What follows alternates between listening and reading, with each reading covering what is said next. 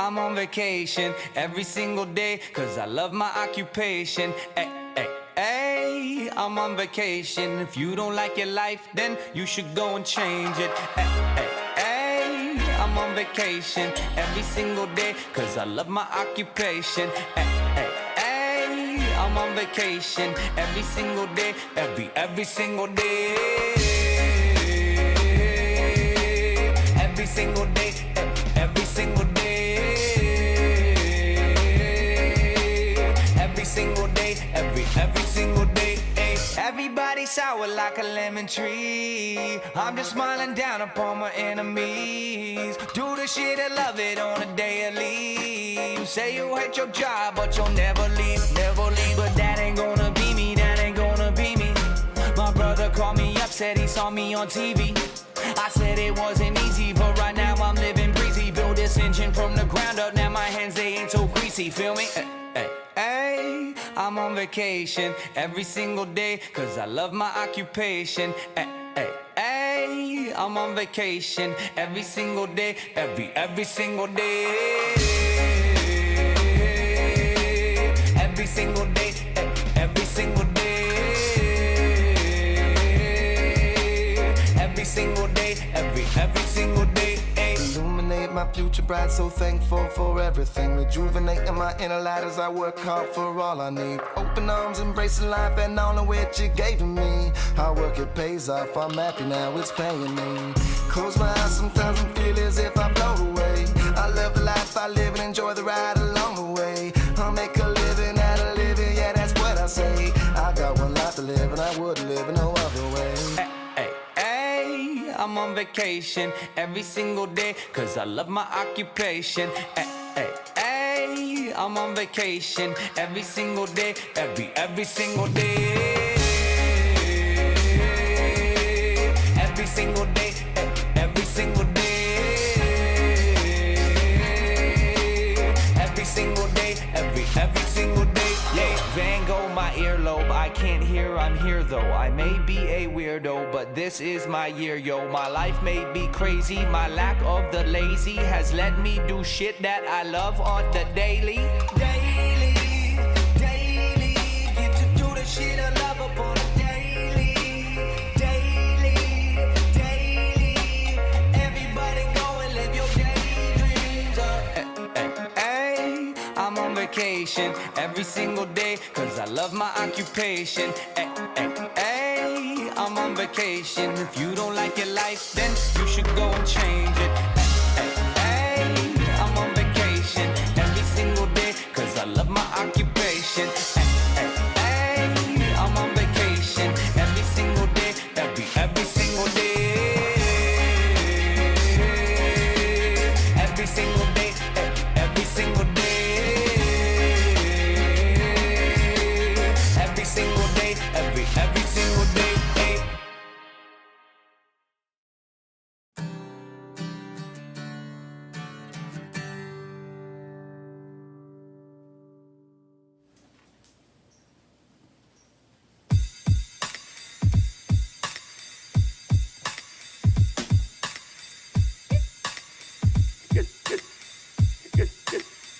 Get the fuck out of here.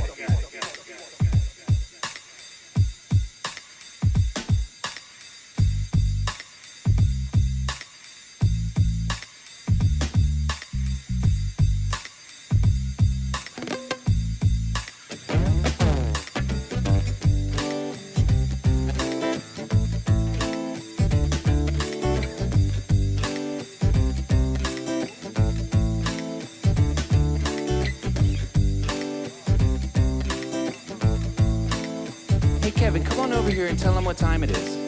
Okay.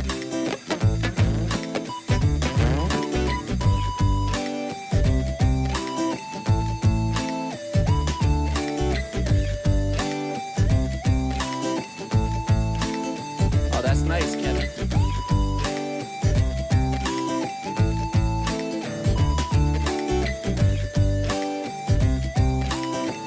All right, now get out of here. I got this feeling inside, can't find no balance in my mind. I'm must be missing the point. I need a coffee and a joint. I got this feeling inside, can't find no balance in my mind. I must be missing the point. I need a coffee and a joint. Coffee in the joint, coffee in the joint. Yeah. Coffee in the joint, coffee in the joint. Coffee in the joint, coffee in the joint. Coffee in the joint, come on, man. Yo, higher than an F-16 in Walgreens. Trying to find some eye drops at the bottom of the Listerine. What? Well, I'm Mr. Clean when I step on the scene. But yo, how did I get here? And what does this all mean? The last thing I remember was way back in September. Johnny had a doobie, it was groovy, full of pleasure. But I probably didn't measure the amount I should have taken. Now I'm standing on the feeling, and this feeling got me shaking. Yo, I get the bacon with my better crocker, baby. We dishing out delectables, yeah, they tasty, so yeah, it's amazing. Now come and get this slice. And if they try to take my herb, I'll say, take my wife. But Kevin, you're not married. Oh shit, it's getting scary. I'm mixing up my history, my memories are buried. And I don't have a clue what's real or imaginary. So take heed, my children, cause this story's cautionary. Yeah, I got this feeling inside, can't find no balance in my mind. I must be missing the point. I need a coffee and a joint. I got this feeling inside, can't find no balance in my mind. I must be missing the point. I need a coffee and a coffee in the joint, coffee in the joint. What? Coffee in the joint, coffee in the joint. Come on now. Coffee in the joint, coffee in the joint. Coffee in the joint, So I was standing in the corner of the kitchen by myself, eyeing up the pop brownies on the top shelf. I'm thinking maybe just a nibble to do, but I didn't eat dinner, so I gobbled down too. Oh shit, I fucking blew it. Yo, I got to keep this conversation fluid. Yeah, too high to function. I'm feeling like a clown at a funeral luncheon. I'm a goner, man, I've reached my marijuana maximum consumption. Yeah, goddamn hors d'oeuvre, threw my knife for a curve. But I could be the hero that this party deserves. So I boot and rally, sink the last cup. Turns out it was my team's cup. Fuck, I got this feeling inside, can't find no balance in my mind. I must be missing the point. I need a coffee and a joint. I got this feeling inside, can't find no balance in my mind. I must be missing the point. I need a coffee and a joint. Coffee in the joint, coffee in the joint. What? Coffee in the joint, coffee in the joint. All right. Coffee in the joint, coffee in the joint. Kevin, what? Coffee in the joint, coffee in the joint. Yeah. Coffee in the joint, coffee in the joint. All right. Coffee in the joint, coffee in the joint. Yeah. Coffee in the joint, coffee in the joint. Coffee in the joint. Yo, that's right.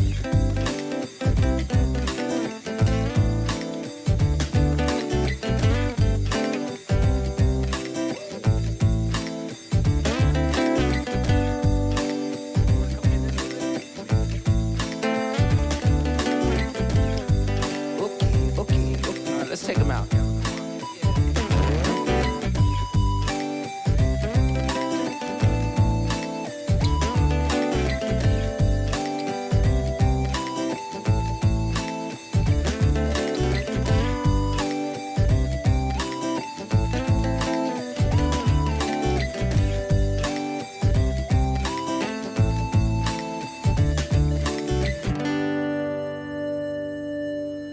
Man, I'm terrible at smoking weed. That's okay. I'll handle it. Thanks, yo. Sugar Shack gonna take us like way far. It's like S to the UGAR. Sugar Shack gonna take us like way far. Yeah, yeah, yeah, yeah, yeah, yeah,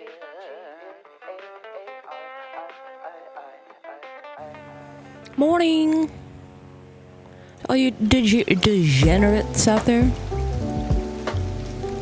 Hello, darkness. Degenerates. It's the fancy way to say it.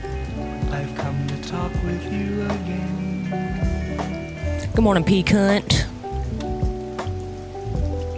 Beautiful morning to you. Thank you, You Lemmy. like my braids? This cock Thank you, shot's Lemmy. for you. This What cock I mean, shots for holy you. shit, 42.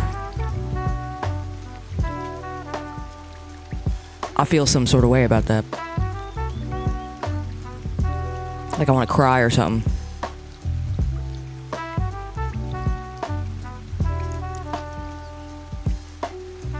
It's good to see you guys. It's good to see you. FNC Mind, morning. Good morning. They're like half braids. They're coming out. I didn't like cinch them up or nothing. I just let them free braid. Free hang.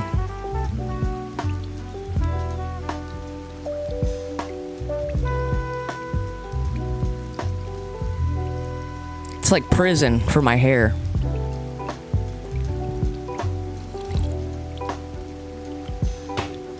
That's a lie. It's more like a weighted blanket for my hair. Are we gonna get naked and jump in a pile? Back to the pile. Let's all get back to the pile. Is that a South Park reference? Are you South Park referencing me right now? Prison braids, yeah. Now, like, when my hair gets a little too crazy, I put it in braids. So it's like a weighted blanket to calm it down.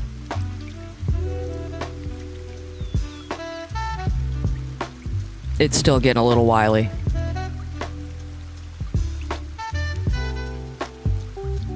It's alright though. I let it do whatever it wants. For the most part.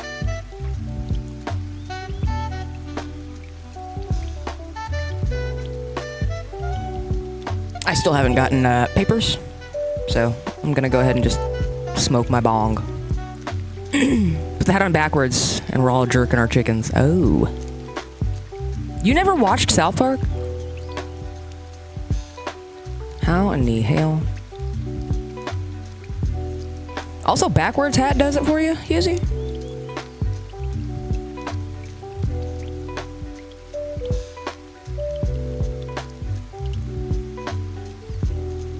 I think it makes me look like a boy.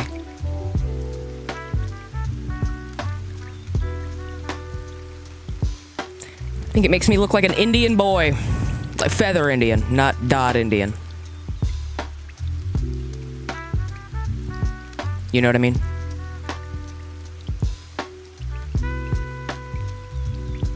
You kids used to watch that? I fucking love South Park. I used to get in so much trouble watching South Park. Not so much trouble. I used to get a talking to. Spoiler alert, Kenny dies. How dare you? How dare you?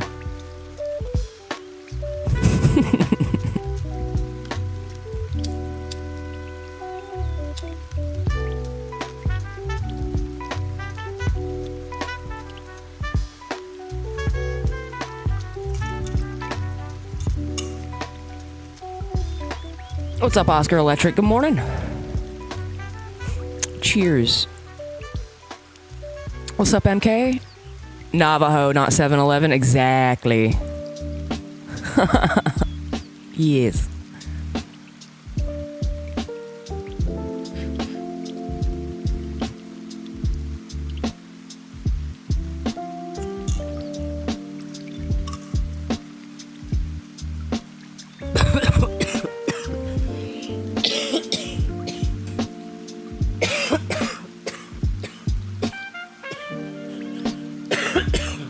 All right, I think that's another bong. I think I overdid it. Ooh. The Middle East being at war again is as shocking as Lemmy getting baked during a stream. I heard there was a bit of peace in the Middle East. That's what I heard. I heard Trump bombed the shit out of Iran's nuclear fucking facilities and then was like, hey, peace. And then Iran was like, oh, yeah, we probably should. We cool, Israel? We cool, United States of America? I feel like Trump literally just brought peace to the Middle East. At least a little bit of it. A little piece. Big piece? No. Little piece.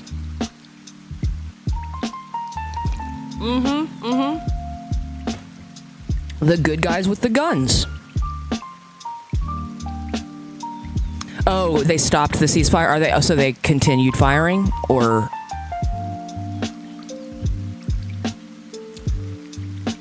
Alright, well, let them just resume, I guess. It's like you're watching your kids fight out back. It's like, fuck it. Just fight, I guess. You try to make peace, but they just fucking hate each other. You just let them duke it out in the backyard.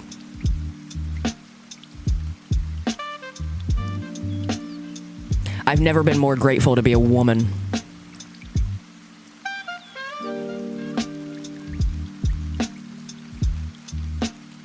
No draft for me. I think I might be too old for the draft anyway. Good morning, Michaela. I'm just talking about how grateful I am to be a woman so I don't get drafted. An old woman. I'm almost 40, dude. I ain't getting no... I'm not getting drafted. All you youngins, though, y'all better look out.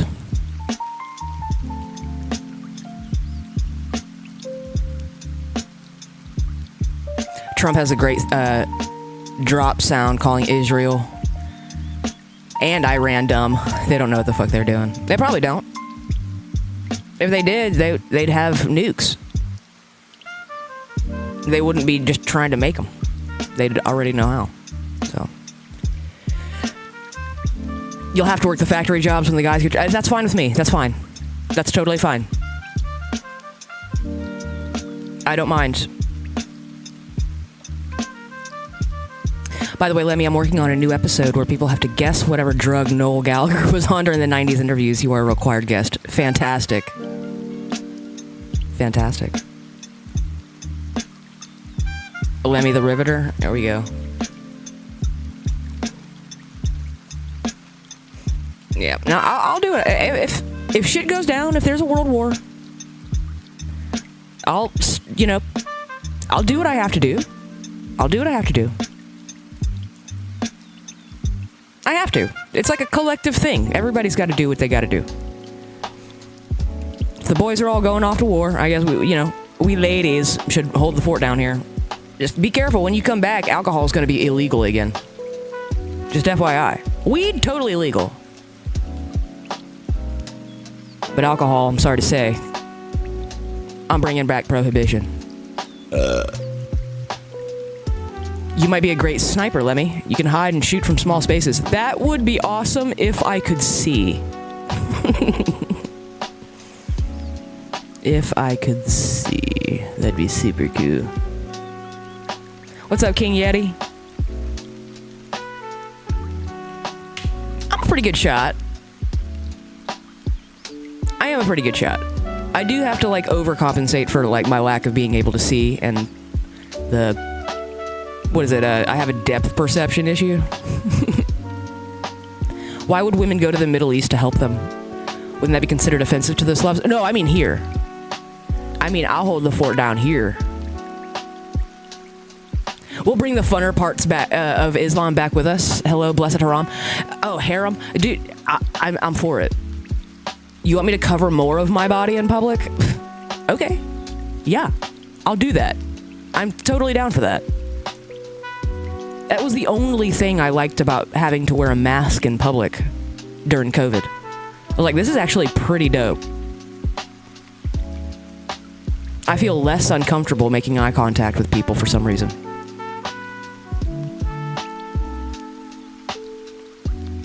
Cover them up. Cover up them bitches.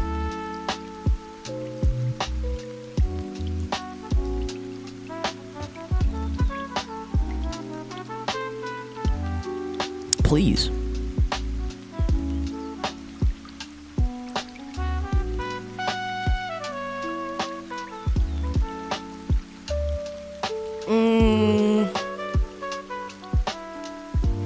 I want to smoke some more weed, but I don't want to smoke my fucking bong because it's kicking my ass.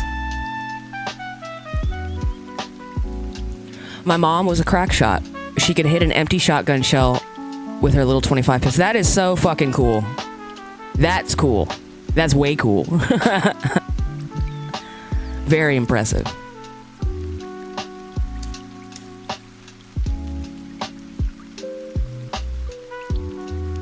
What up, Mr. Two Milks?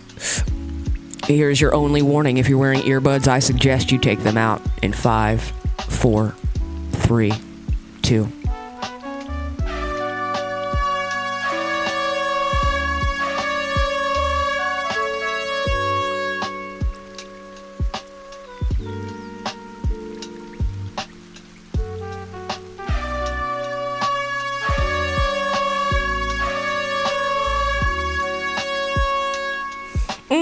Hit that bong harder than The Undertaker's entrance music at WrestleMania? Ooh. I'll die.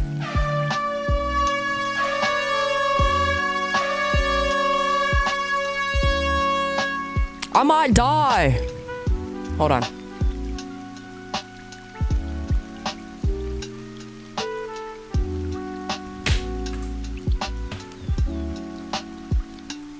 Let me put some fresh weed in there.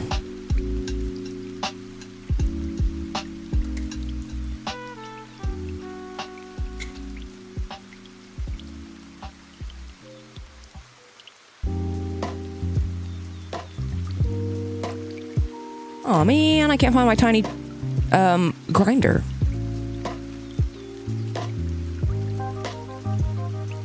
Oh well.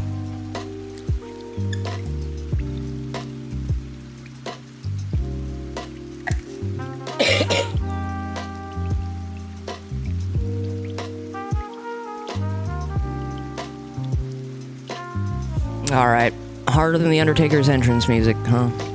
Hold on.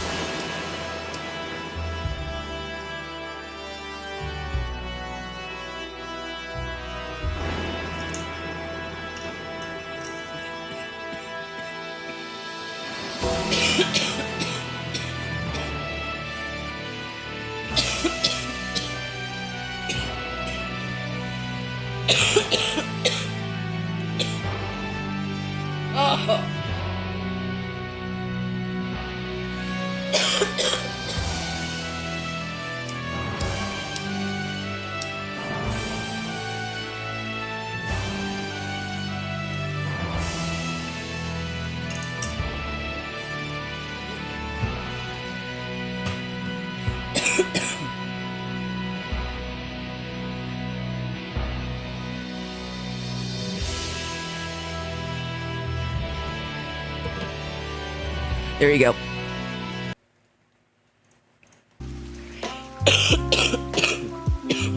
Good God, my eyes feel like they're gonna pop out. That's how you know it's good. Whew. All right, I don't think I need this anymore.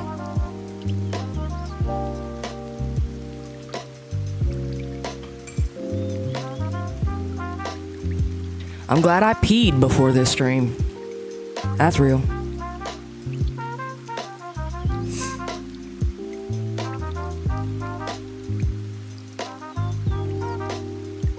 I got a couple of videos I'd like to watch with you guys. So glad I caught this episode. There you go. Me too. I am very stoned.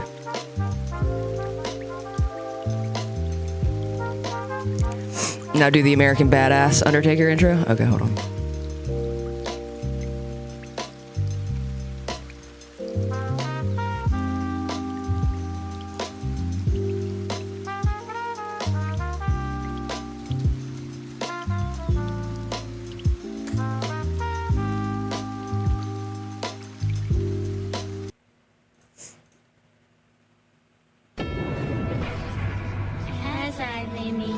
sleep, lay me down. I pray my soul is mine to keep. My soul can never step outside this bed. Never into all. You guys want to hear something freaky? I had an imaginary friend that looked like Paul Bearer, but it was a woman. Are you scared?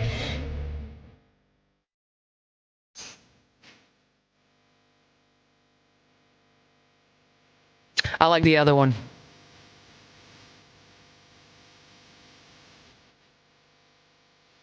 Yeah, this is more of a cocaine. This is more of a cocaine.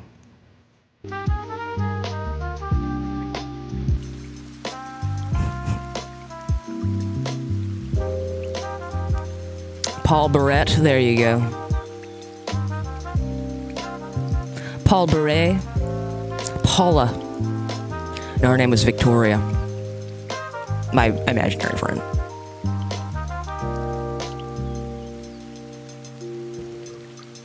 What's up, Joseph Hamas? You like my braids? They're just loose braids. My hair was just doing whatever the fuck it wanted this morning. So I showed it who's boss.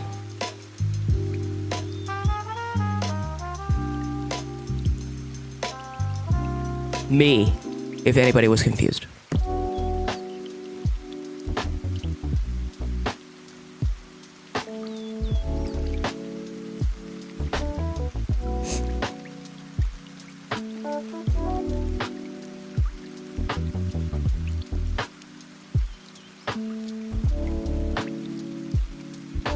Oh shit.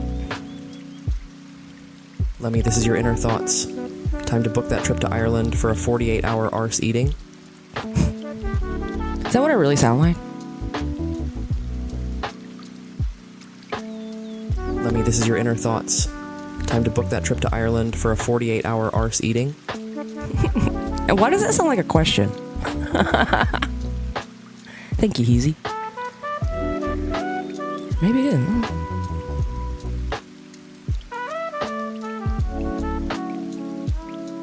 What's up, Jezaloo? Nobody puts Lemmy's hair in a corner? I do.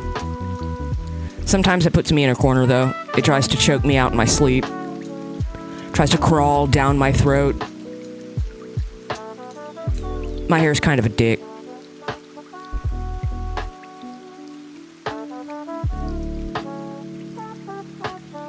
What can you do? I can either do this or chop it all the fuck off. Which I would break my own heart if I did that, I think. I know. I don't even think. I've done it. I've chopped all my hair off when it was this long. And it was... I don't think I had a faster, immediate regret for anything in my life.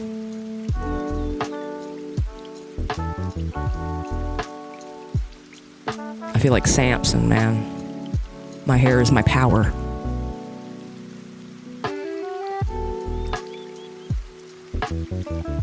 Or my hair is the power. It has power over me.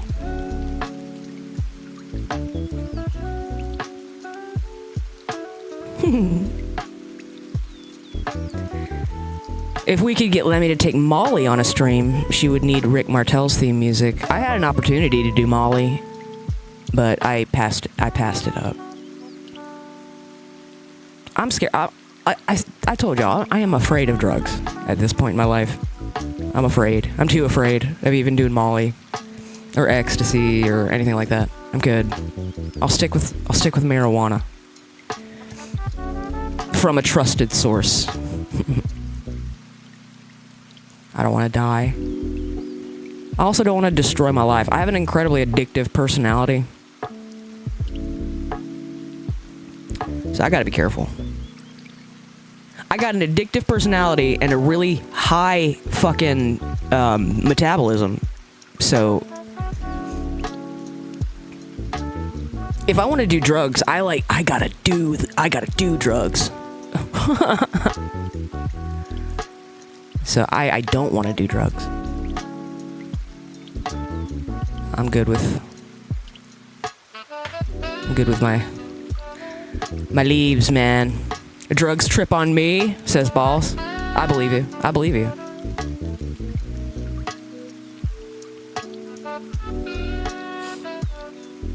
That acid takes some balls and is like, let's go swing, let's go heave some axes at some trees.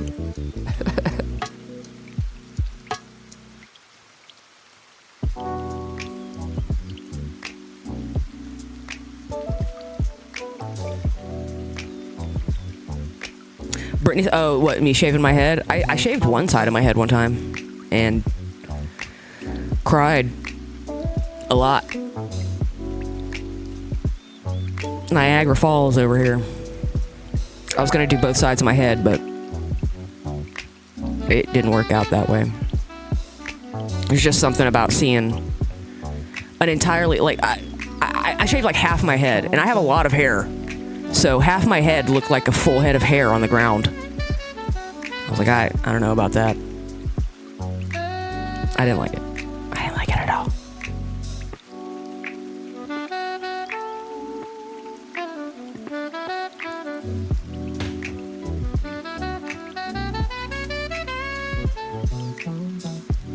You guys want to watch a video? I got a couple. I got some Big Tug. Love Big Tug. Are there a lot of deleted Lemmy photos? It seems like there are so many things that we never got to see. Oh yeah. I've deleted so many photos of... I've deleted actually the majority of photos of myself. For sure. There was a photo of me when I was 200 pounds. Wearing a bathing suit. Sitting on the beach. Looking like a fucking panda. That's what I look like. Looked like a panda in a bikini. It was not good. That picture's gone.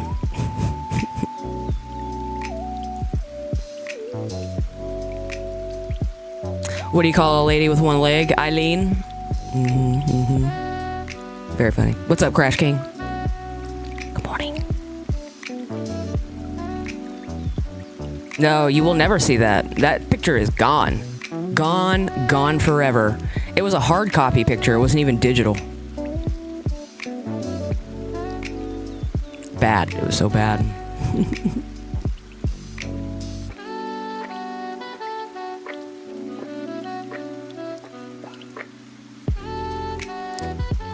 You want to see Fat Lemmy? I've got a bit of a Fat Lemmy picture. This was me when I lost 20 pounds. Hold on, let me find it. Fat Lemmy. There she is. Look at them arms.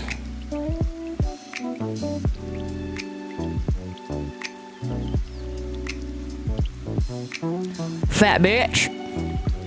Sent you a picture of the dragon flying back and forth in Discord, Lemmy. Sonny loves that dragon. Oh.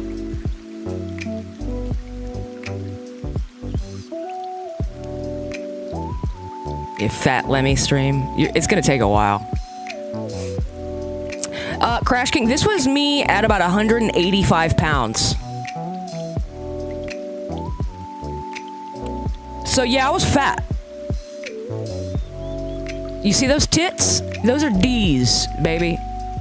Look at those arms. You see them arms? That's a fat bitch right there.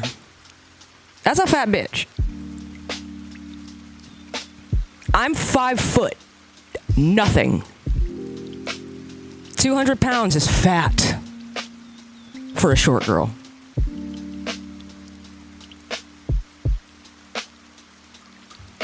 Don't piss on my leg and tell me it's raining.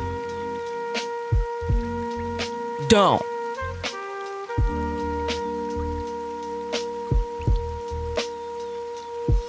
Oh, that's so cute, Chris.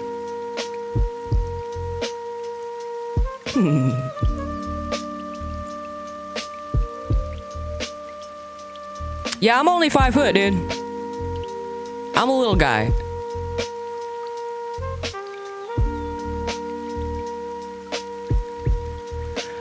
I'm a little guy.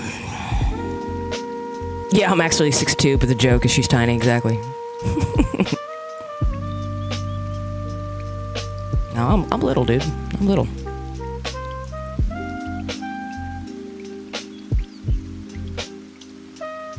Hence the name Little Lemmy.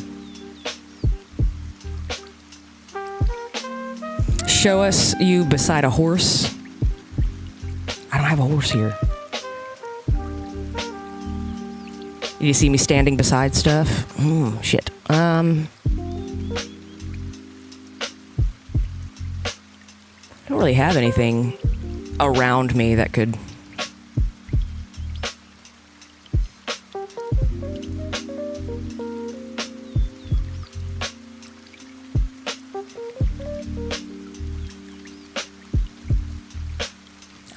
I don't have anything. Show us you standing beside a Bic lighter. I lost it. Oh, here it is.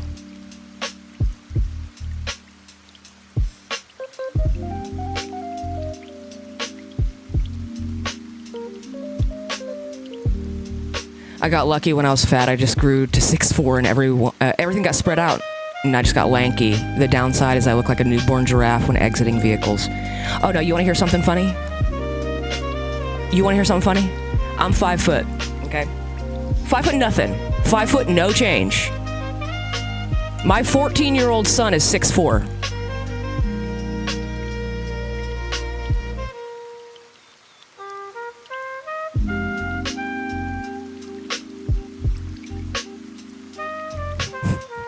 That ain't fair.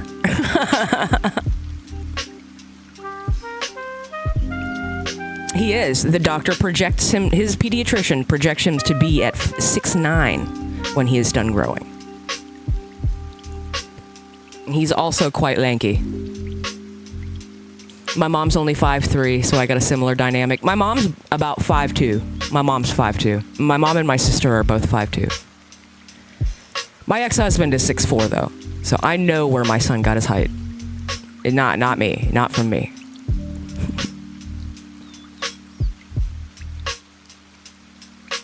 .6'4" at 14, that's amazing. It is. Yeah. You're telling me. That dude's like... He towers over me. He towers over Granny.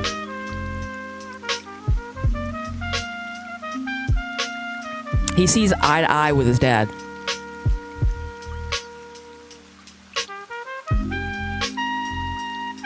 The kid started growing a beard like 2 years ago.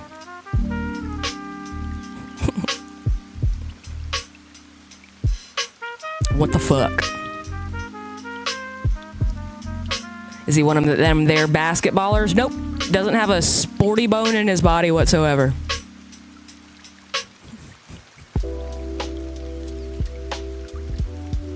Get him lifting weights now. Time to grow. Maybe. Maybe.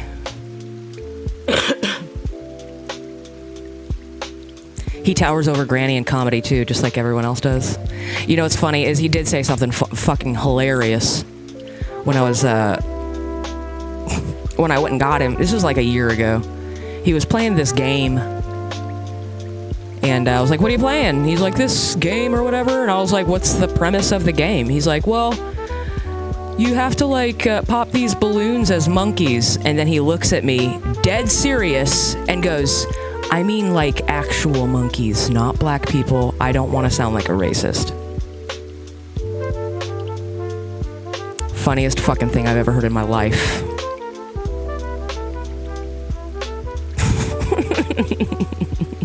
He was so sincere. Oh, you play that game? Okay. Yeah, well, so does my kid.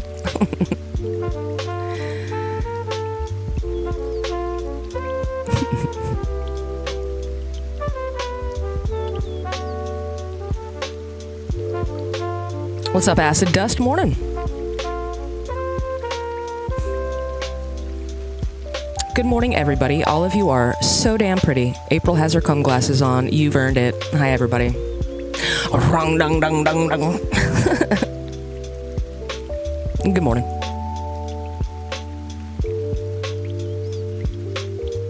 We're just hanging out, man. I'm just trying to survive this heat wave on the East Coast. I'm on the East Coast, too, man. I know how you feel. It's hot. It's ridiculous. I'm on the American East Coast. It's 35 degrees Celsius, but it feels like 41. I don't know Celsius. What is that, like 85?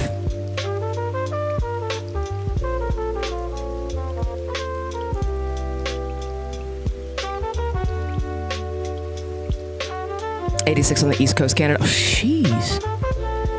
Oh, Toronto? Okay.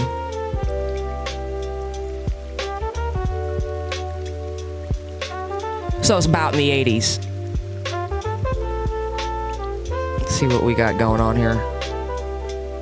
We got extreme UV today.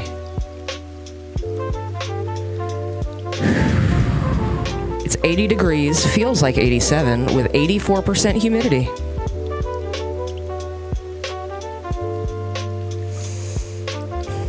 I don't like it.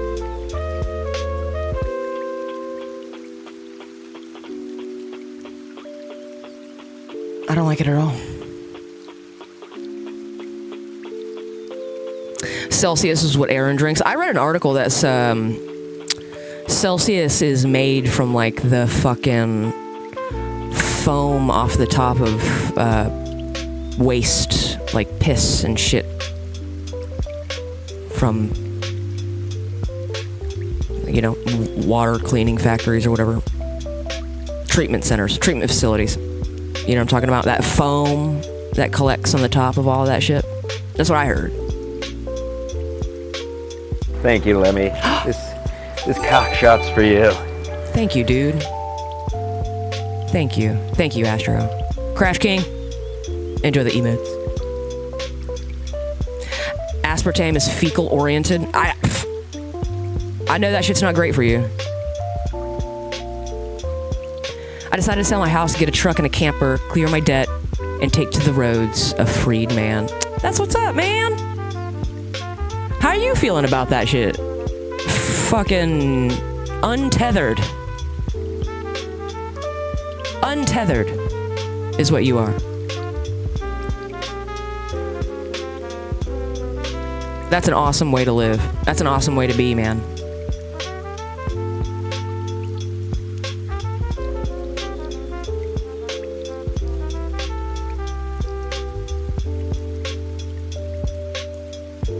Alright, I'm gonna take this fat picture of me off the screen. Thank you very much.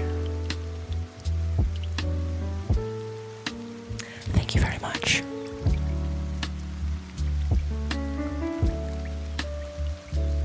This fucking thing's almost out of juice.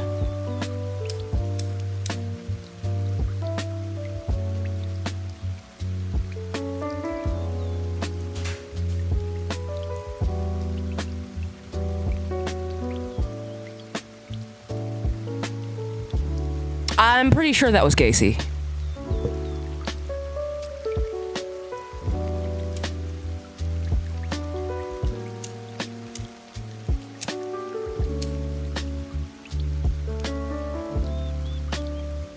Dude, I'd give my left nut for original Gacy painting.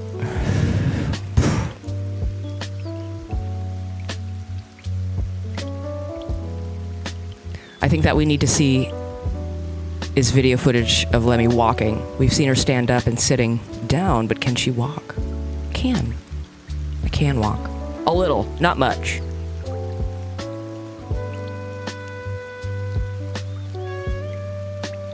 Not much.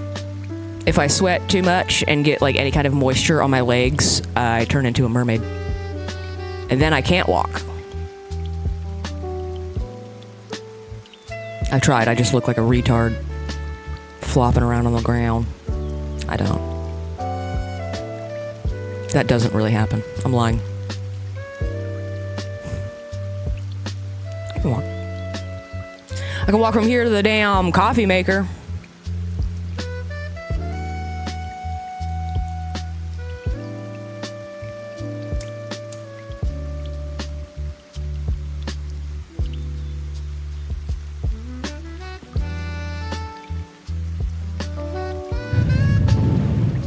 I'm training to go into social government work, so in a year, I'll either be a border security agent or a probation caseworker.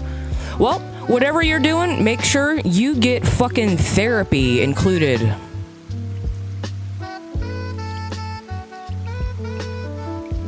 I don't turn into... no, I do turn into a mermaid, but I can still walk, is the thing. Spermaid is greater than mermaid. He came on my leg! He came on my fins!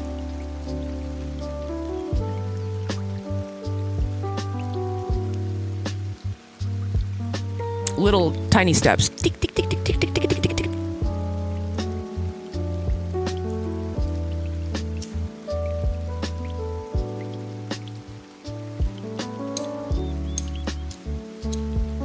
Dude, I either get a fan with some air blowing on me, and I can't smoke weed because my fucking lighter doesn't stay lit, or I sweat to death and I can smoke weed. Which one is it going to be?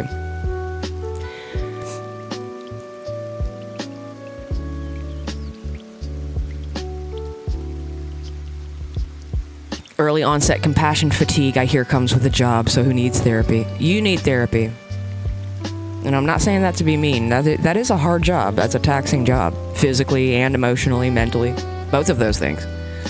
Take care of yourself, man. Take care of yourself. Don't fucking sacrifice yourself. Take care of yourself so you can do your job well.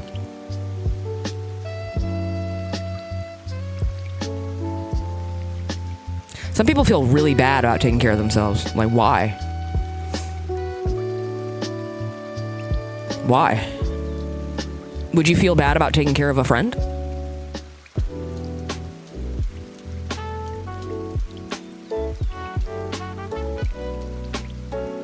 My therapy is a weed pen at the moment, so I may take you up on that idea. I'm telling you. I'm telling you, man. Therapy's fucking kick-ass. I did therapy 9 years ago, and I still carry with me a lot of the shit that I learned, you know. A lot. I hear her voice in my head sometimes when I really need to, reminding me.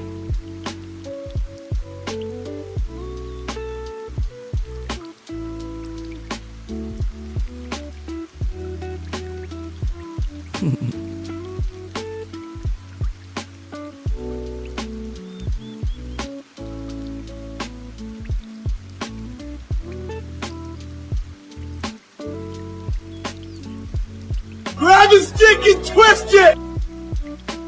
Twist his dick. Give me old dick twist.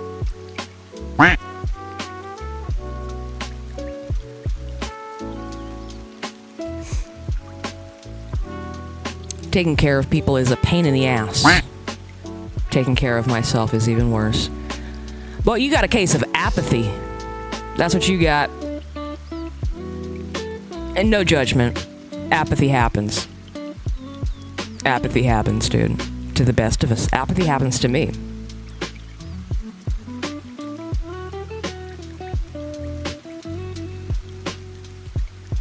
So, no judgment.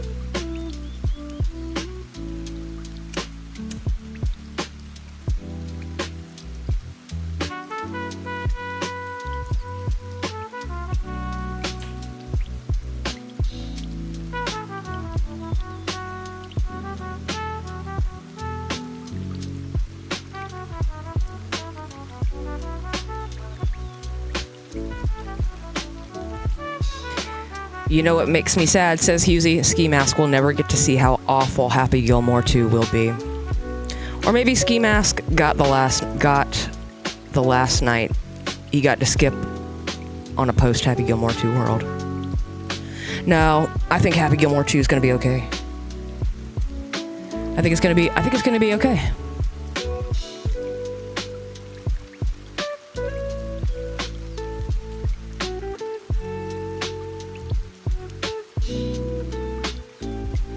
I'm excited.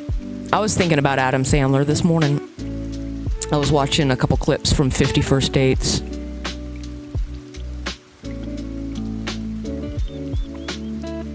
That movie makes me cry, dude. Like, blubber. I 100% do have apathy ever since the military. That makes sense. That checks out. That checks out.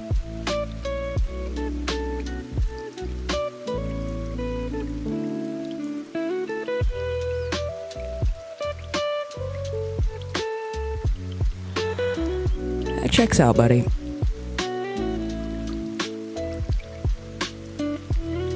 Are you sure it was the military, or were you apathetic before joining the military? Because I'm gonna tell you something. Those are the perfect people for military.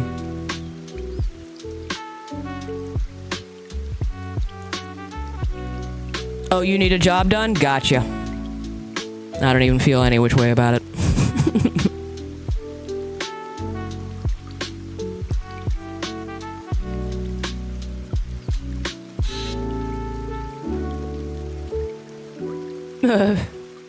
Posse said that I had a nightmare with Adam Sandler and Jamie Foxx, who was doing his Shabba-dee-doo voice. Yeah, it's a little ridiculous. It's one of the things I don't like about Adam Sandler, is that weird gibberish he talks.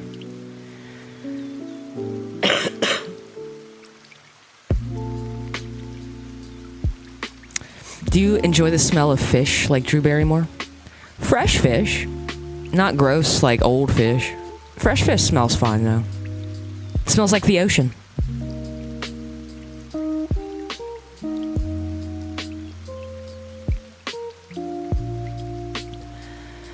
But no, but I did used to love the smell of my dad when he would come home from work. He smelled like B.O., you know? But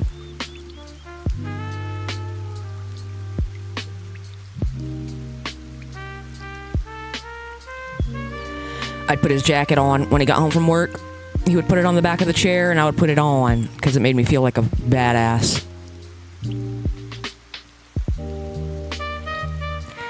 My dad stopped letting me wear his uniform jacket when I accidentally left an orange crayon in the pocket.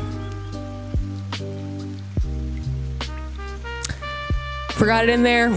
He washed it, and there was orange wax all over his uniform. I wasn't allowed to wear it after that. Broke my heart. But now as an adult, I understand.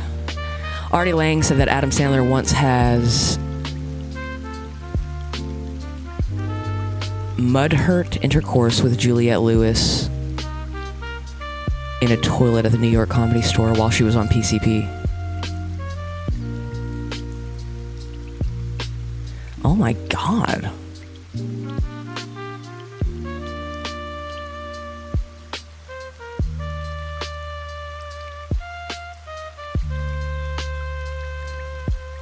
Orange is a pretty cool crayon, to be fair. It was, I mean, I think I was like 9, dude. I was like 9 years old. Did he work as a... No, he was a staff sergeant in the Air Force. Whenever I would wear his jacket, he retired like tip top. Man, he retired with a diamond in his chevrons. I mean, he was a master something.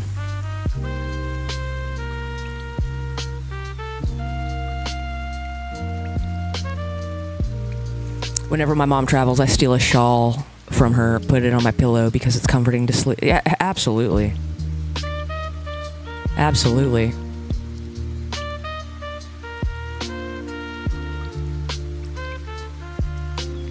I sleep with this hat now. I sleep with it clutched to my chest like it's a damn teddy bear. Hello, motherfucker. Well, I'm gay. Hello? And I really like Thank the you, cum in dude. my mouth. Lemothy, what's up, Will? Will Heron. TV's Will Heron. It's good to see you, dude.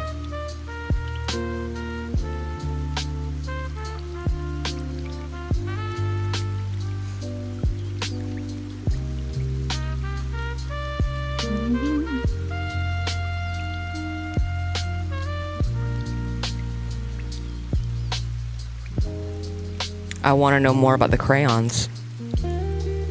Name your top 3 colors. Go. Tickle Me Pink. Screamin' Green, and Dandelion.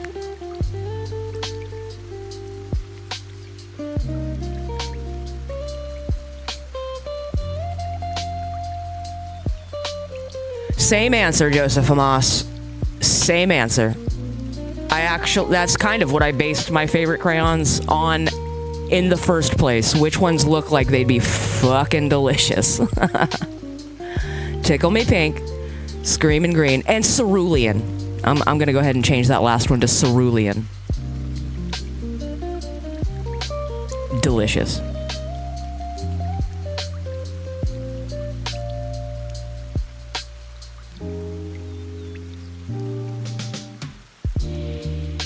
Fuck Dandelion. Now, Dandelion is a pretty color. Cerulean was always my favorite. Purple is by far my favorite flavor. Which purple? There are so many different kinds of crayons that are purple.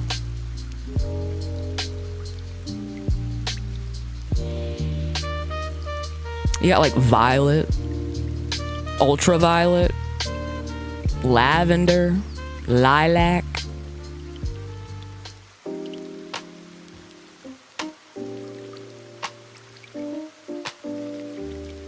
Lavender looks like toffee. Or not toffee. Taffy.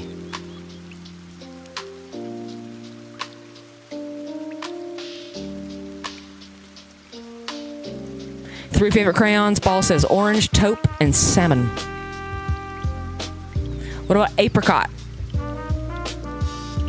Black is my favorite color. What's up, Yule? Anytime I've tried to pick another, I feel like I'm lying. Fair. That's fair.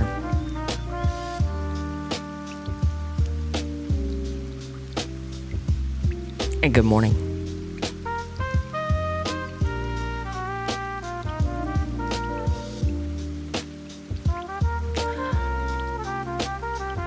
My fucking body hurts, y'all. My neck hurts and my leg hurts on opposite sides. Like, this side of my neck hurts, but this leg hurts. I don't know what's going on. Mine are green, white, and gold. Oh.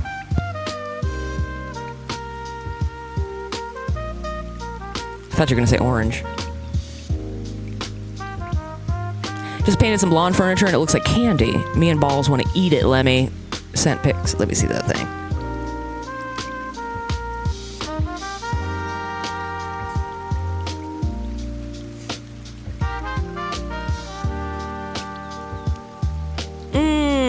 I love those. I love those.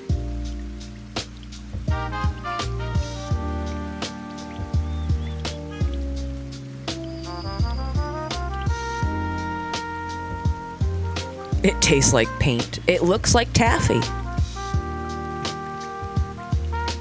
May I be so bold as to request a song? I don't. It depends on the song, really, because I am on YouTube.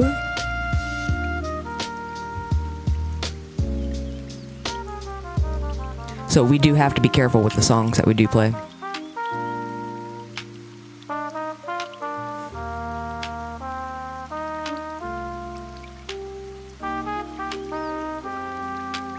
Pretty sure I got kicked off the other day for playing Pink Floyd.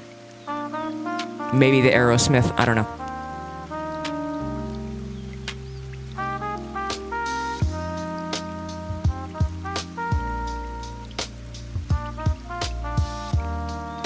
Tealish green.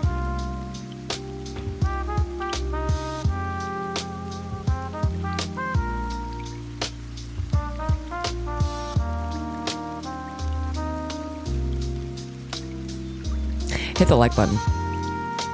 This is not a request. It's a demand.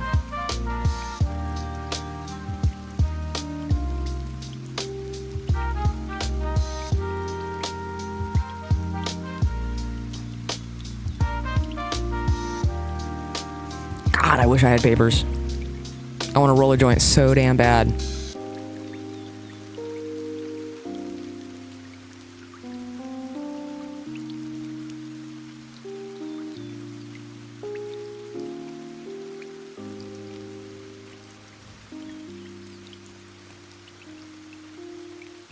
Thank you, Will. You're the man. Thank you, Yule. Thank you, guys. I found the song on YouTube. Well, let me see it. What is it?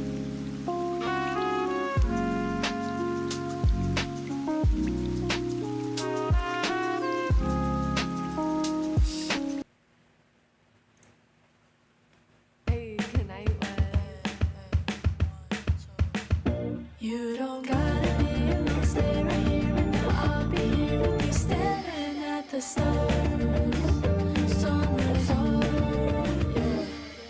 Looking at your story and I see you on your own. Baby, we can be together, you don't gotta be alone. I'll take you anywhere, I'll do anything you ask for. I like it. Drive around the town with your feet up on the dashboard. Let's have a picnic by the sunset. You look so pretty with your sundress. I'll try to make this day perfect. I swear I'll make it time. You don't gotta be alone, stay right here. This is a great palate cleanser. Staring at the stars. Summer's on. You don't gotta be alone, stay right here. This song tastes like the picture At the stars. that Astrobot just sent me of his outside furniture. What's up, Millers? Consistent Mike, good morning. You took my advice? I gave you advice, and you took it?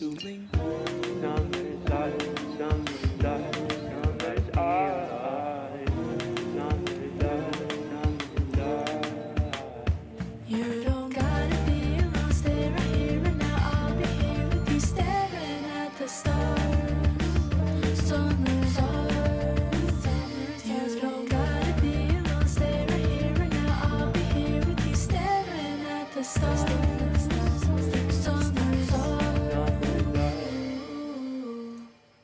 I love it. I really liked that song.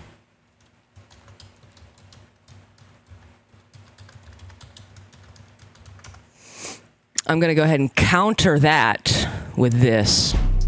Hey, bitch, you better praise God or I'ma shoot and that's on God. I ain't playing by my Lord and Savior, I'm on my job. If you ain't a Christian, I'ma stab you in the face. If it ain't about Jesus, I'ma hit you with this cane.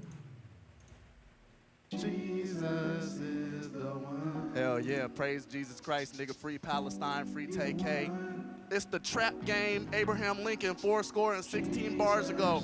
R.I.P. Betty White. She ain't dead before when she died, cause I know it's coming up. Oh, get it.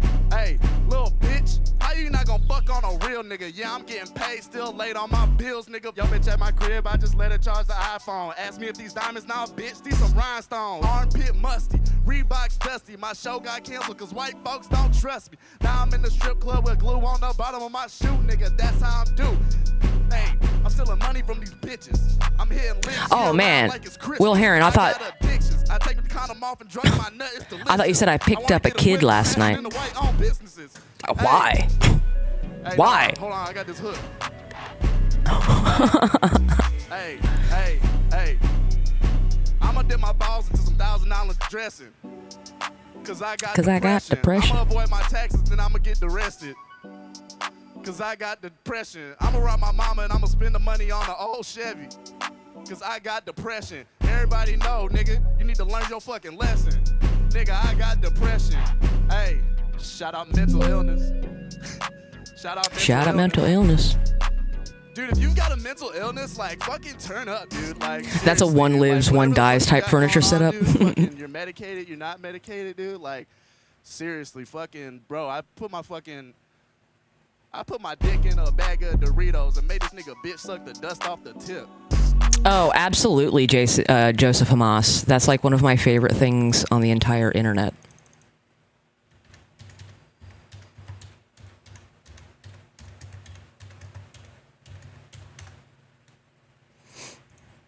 Oh, shit. Nope. No!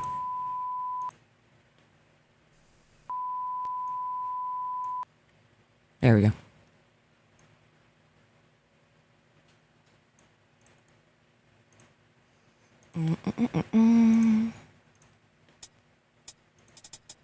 Well, I wrote this song for the Christian youth. I want to teach kids the Christian classic truth. If you want to reach those kids on the street, then you gotta do a rap to a hip-hop beat. So So I gave my sermon an urban kick. My rhymes are fly, my beats are sick. My crew is big and it keeps getting bigger. That's 'cause Jesus Christ is my nigga. Woo.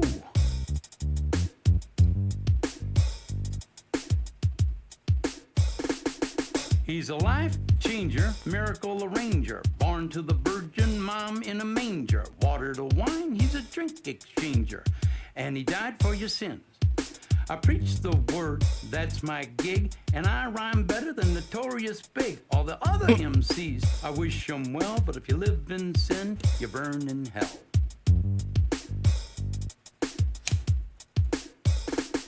Now I'ma pass the mic to my lovely wife. She's a fly MC and the light of my life. So the bus. Sure, you. I don't think I've heard that. Further ado, take it away, Mary Sue. Jesus Christ is my nigga. I think this is badass. He's the son of the original G. And they're spitting bars. To elucidate the way that we should be. What? Like if another MC says you're a freak, you're a lame butt rapper and your rhymes are weak.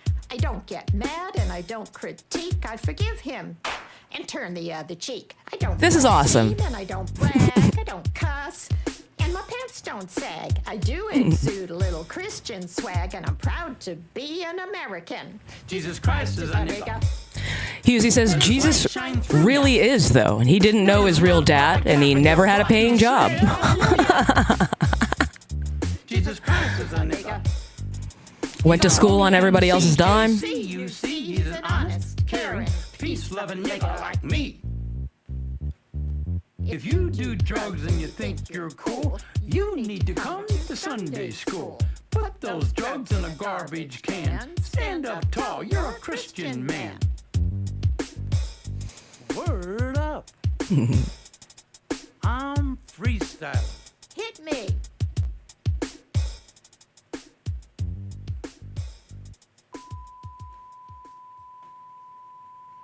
Love it. All right, Yule, what was that thing? Keep God in Your Life by Stunnaman02.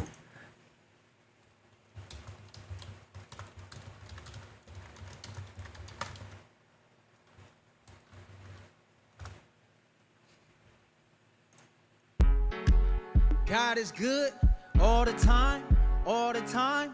God is good. God is good. Hey! I go by Stunnaman02 and I've been saying from another dimension, restore the collective equilibrium through holistic methods. That's too much to process. Just remember this. We still winning.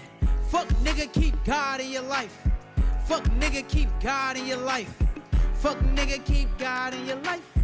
Fuck nigga, keep God in your life. Fuck nigga, keep God in your life. Fuck Bars. Nigga, keep God in your life. Fuck nigga, keep God in your life. Fuck nigga, keep God in your life. Ha!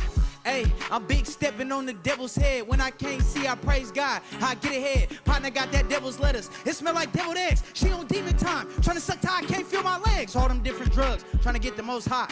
You done lost yourself. You getting further from God. You need a pilgrimage. You need to go do the high. All praise be to God. Nigga, hum do a lot. I prayed for abundance. Now I thumb through a lot. I prayed Not for bad. a blessing. Now she come through a lot. She trying to box me in. Gonna play this at the stage. We'll do it. Cause I give them to God. I know you tired and you looking for some better days. Bitch, nigga, give it up to God. Better days. I like it. You can get anything you want. You just gotta pray. But when you get it, don't forget, you still gotta praise. Ah, fuck nigga, keep God in your life. Fuck nigga, keep God in your life. Fuck nigga, keep God in your life. Fuck nigga, you need to praise the Lord or Allah or Yahweh. Whoever you believe in.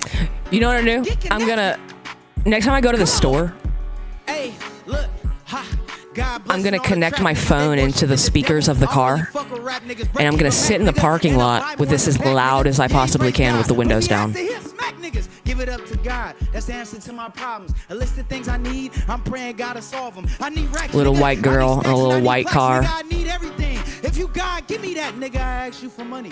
Why you make me go broke? I told you my dreams. Why you make me lose hope? Everything right in front of you. You really just don't know. Only way to go is up when you really at your low. When you give it to God, learn a lesson for the test. God reveal the worst so that you can be your best. So anytime you feeling down, anytime you go to rest, say it out loud. Better say it with your chest. Fuck, nigga.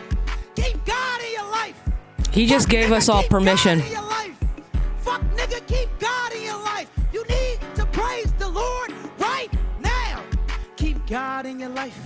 Hey, keep God in your life. Fuck nigga, keep God in your life.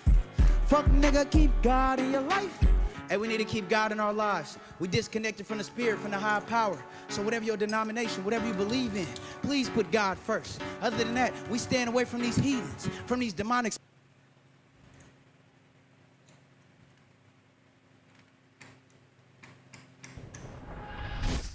You should play this one, Will.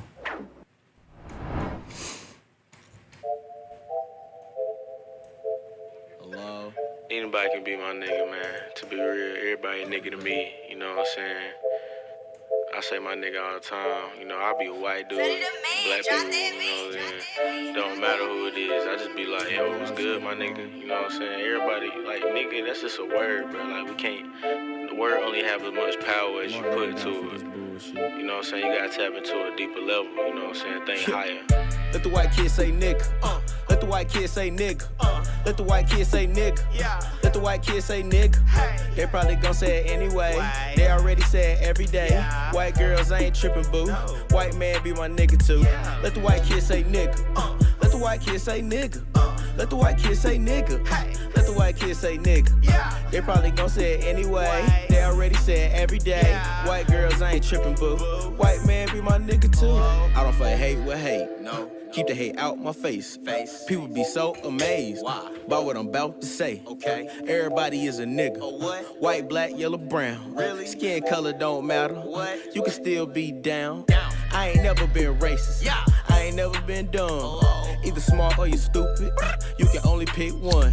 Started out Pangea, then the continental drift. Different sides of the equator. Now we look like this. My brother, my sisters. Don't we all bleed red? Don't we all shit brown? Yeah, you heard what I said. So what he said, nigga. Am I supposed to get mad? No, my favorite color green. Can it help me get a bag?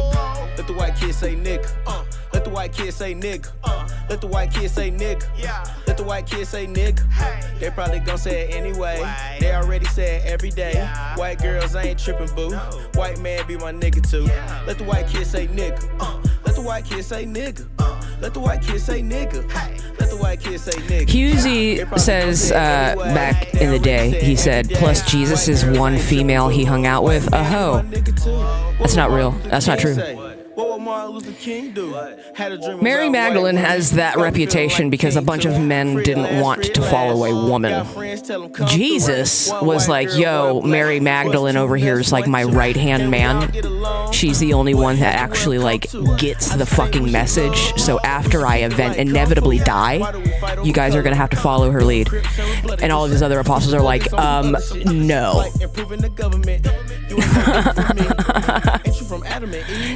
No, we're not doing that. Got the blood of a king. It ain't no hate in my heart. I forgive y'all ancestors. Can't let it tear us apart. Let the white kids. And now everybody thinks that Mary Magdalene was a fucking whore, which she wasn't. Let the white kids say nigga. She was an apostle. Jesus' favorite and most prolific fucking apostle. She was the bottom bitch. She was the bottom bitch. Balls is correct. She was Jesus' bottom bitch. White man be my nigga too.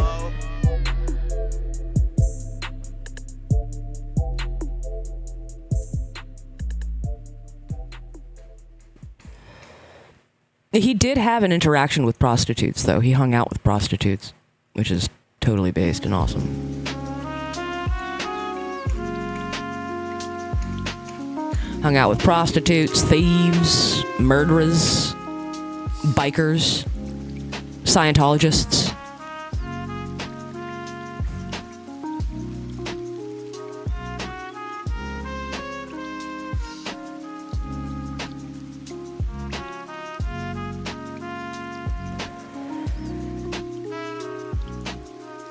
But Mary was not Mary Magdalene wasn't a prostitute. She just got it. She just got it more than the dudes did, and the dudes kind of took offense to that. We see that shit every day. Oh, you think that bitch is smarter than me? Nuh-uh. You think you're smarter than me, little girl? You made a hilarious joke at my expense? Oh.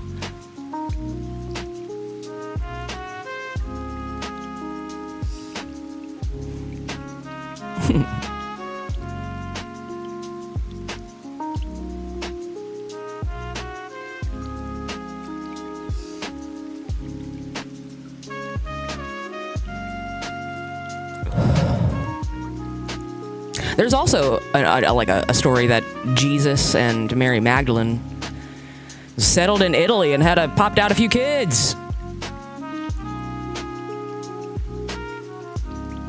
Interesting. That's where we get the Merovingian bloodline.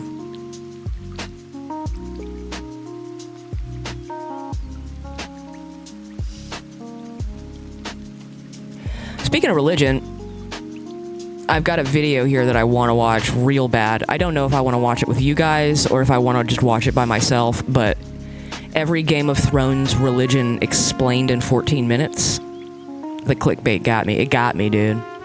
We've also got a bearing about the Iran shit. Imagine walking to Italy. Jesus walked everywhere, so I can't imagine Jesus walking to Italy. Why not? Motherfucker walked everywhere. Dude walked across water. He could go as the crow flies, you know what I mean?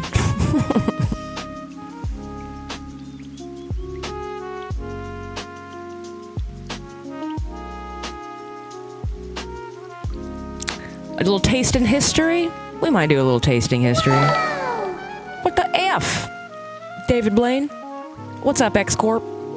Thank you. Thank you. Good morning. What are you doing? We're not doing a whole heck of a lot of anything. I'm cycling through these videos. Gonna see what I want to watch first. He probably teleported there with his Jesus powers? Maybe. That would have been a really cool one to learn. Nephilim teleportation. Fuck fire. Teleportation would have been way handy.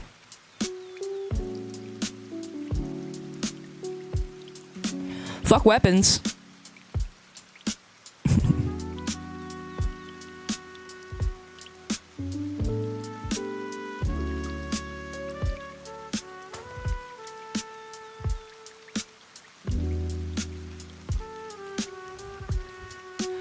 You're headed down to America?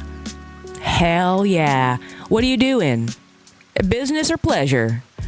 About to have an interview with the Department of Homeland Security? I don't think you should be telling us this. Should you be telling us this? Nobody say a word.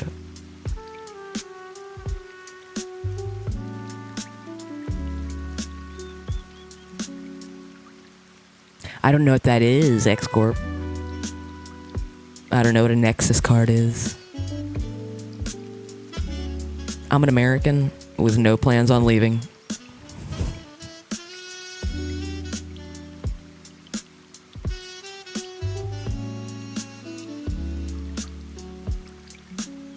None at all.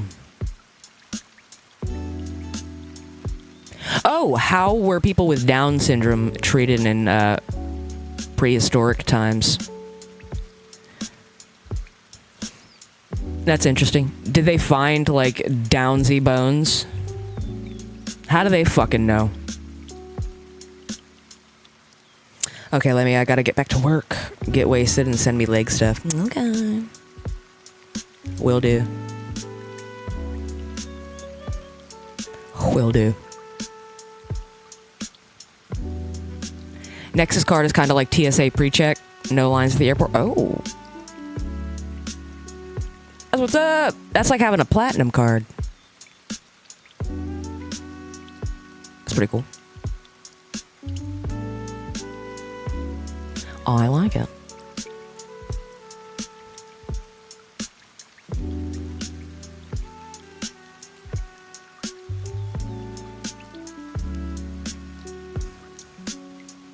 Alright, we're gonna watch a video and I'm gonna go make some coffee.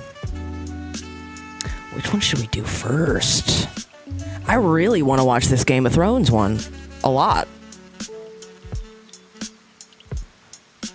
My shirt?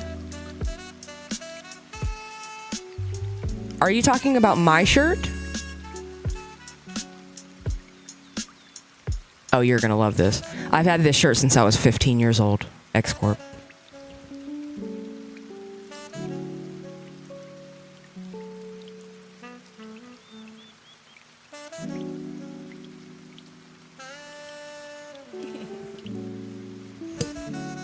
I've had this shirt a long time.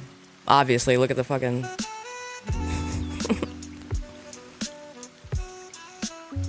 My hair has...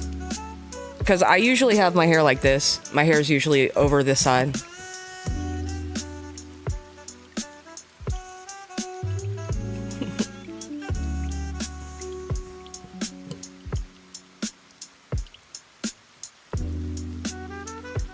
Yeah, this is my Pokemon t-shirt. I've had it a long time. It is completely see-through. Like, I can see ya. Yeah, I can still see pretty good. Yeah, vintage, bro. Vintage. I got a pair of flip-flops from when I was 17. God, dog. That's impressive. That's impressive. Wear and tear on shoes is way different than shirts, for sure. That's impressive.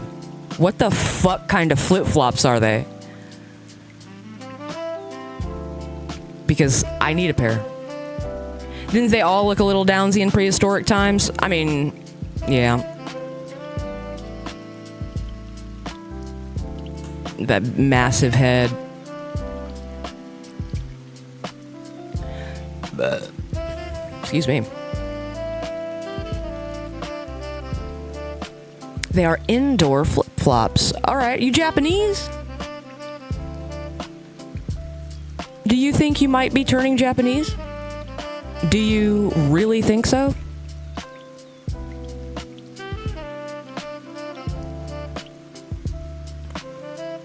I need coffee. Moses had 40-year-old flip-flops. I believe that.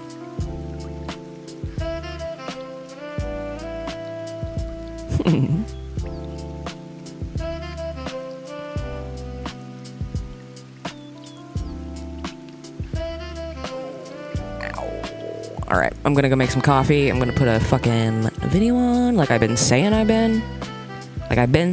wanted to. Oh, I also got this one. I'm in a Game of Thrones hole again. Sorry, guys. I tripped into that hole again.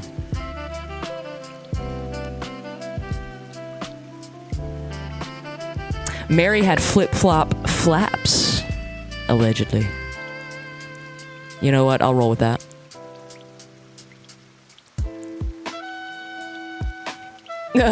Corp says, you know what we did to the Japanese up here. I don't know. Listen, you know what? I just know what y'all did to the Germans, and I don't need to know anything else. The Germans?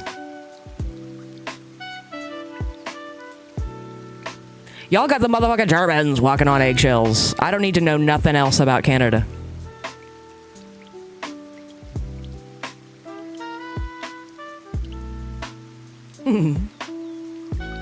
No Christmas for you.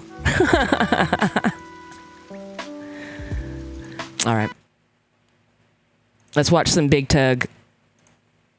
How many times can a person get tugged? Well, we have found the limit at extratug.com, where you can see exclusive content that I say dirty things in. Go check it out. I'm gonna go make some coffee.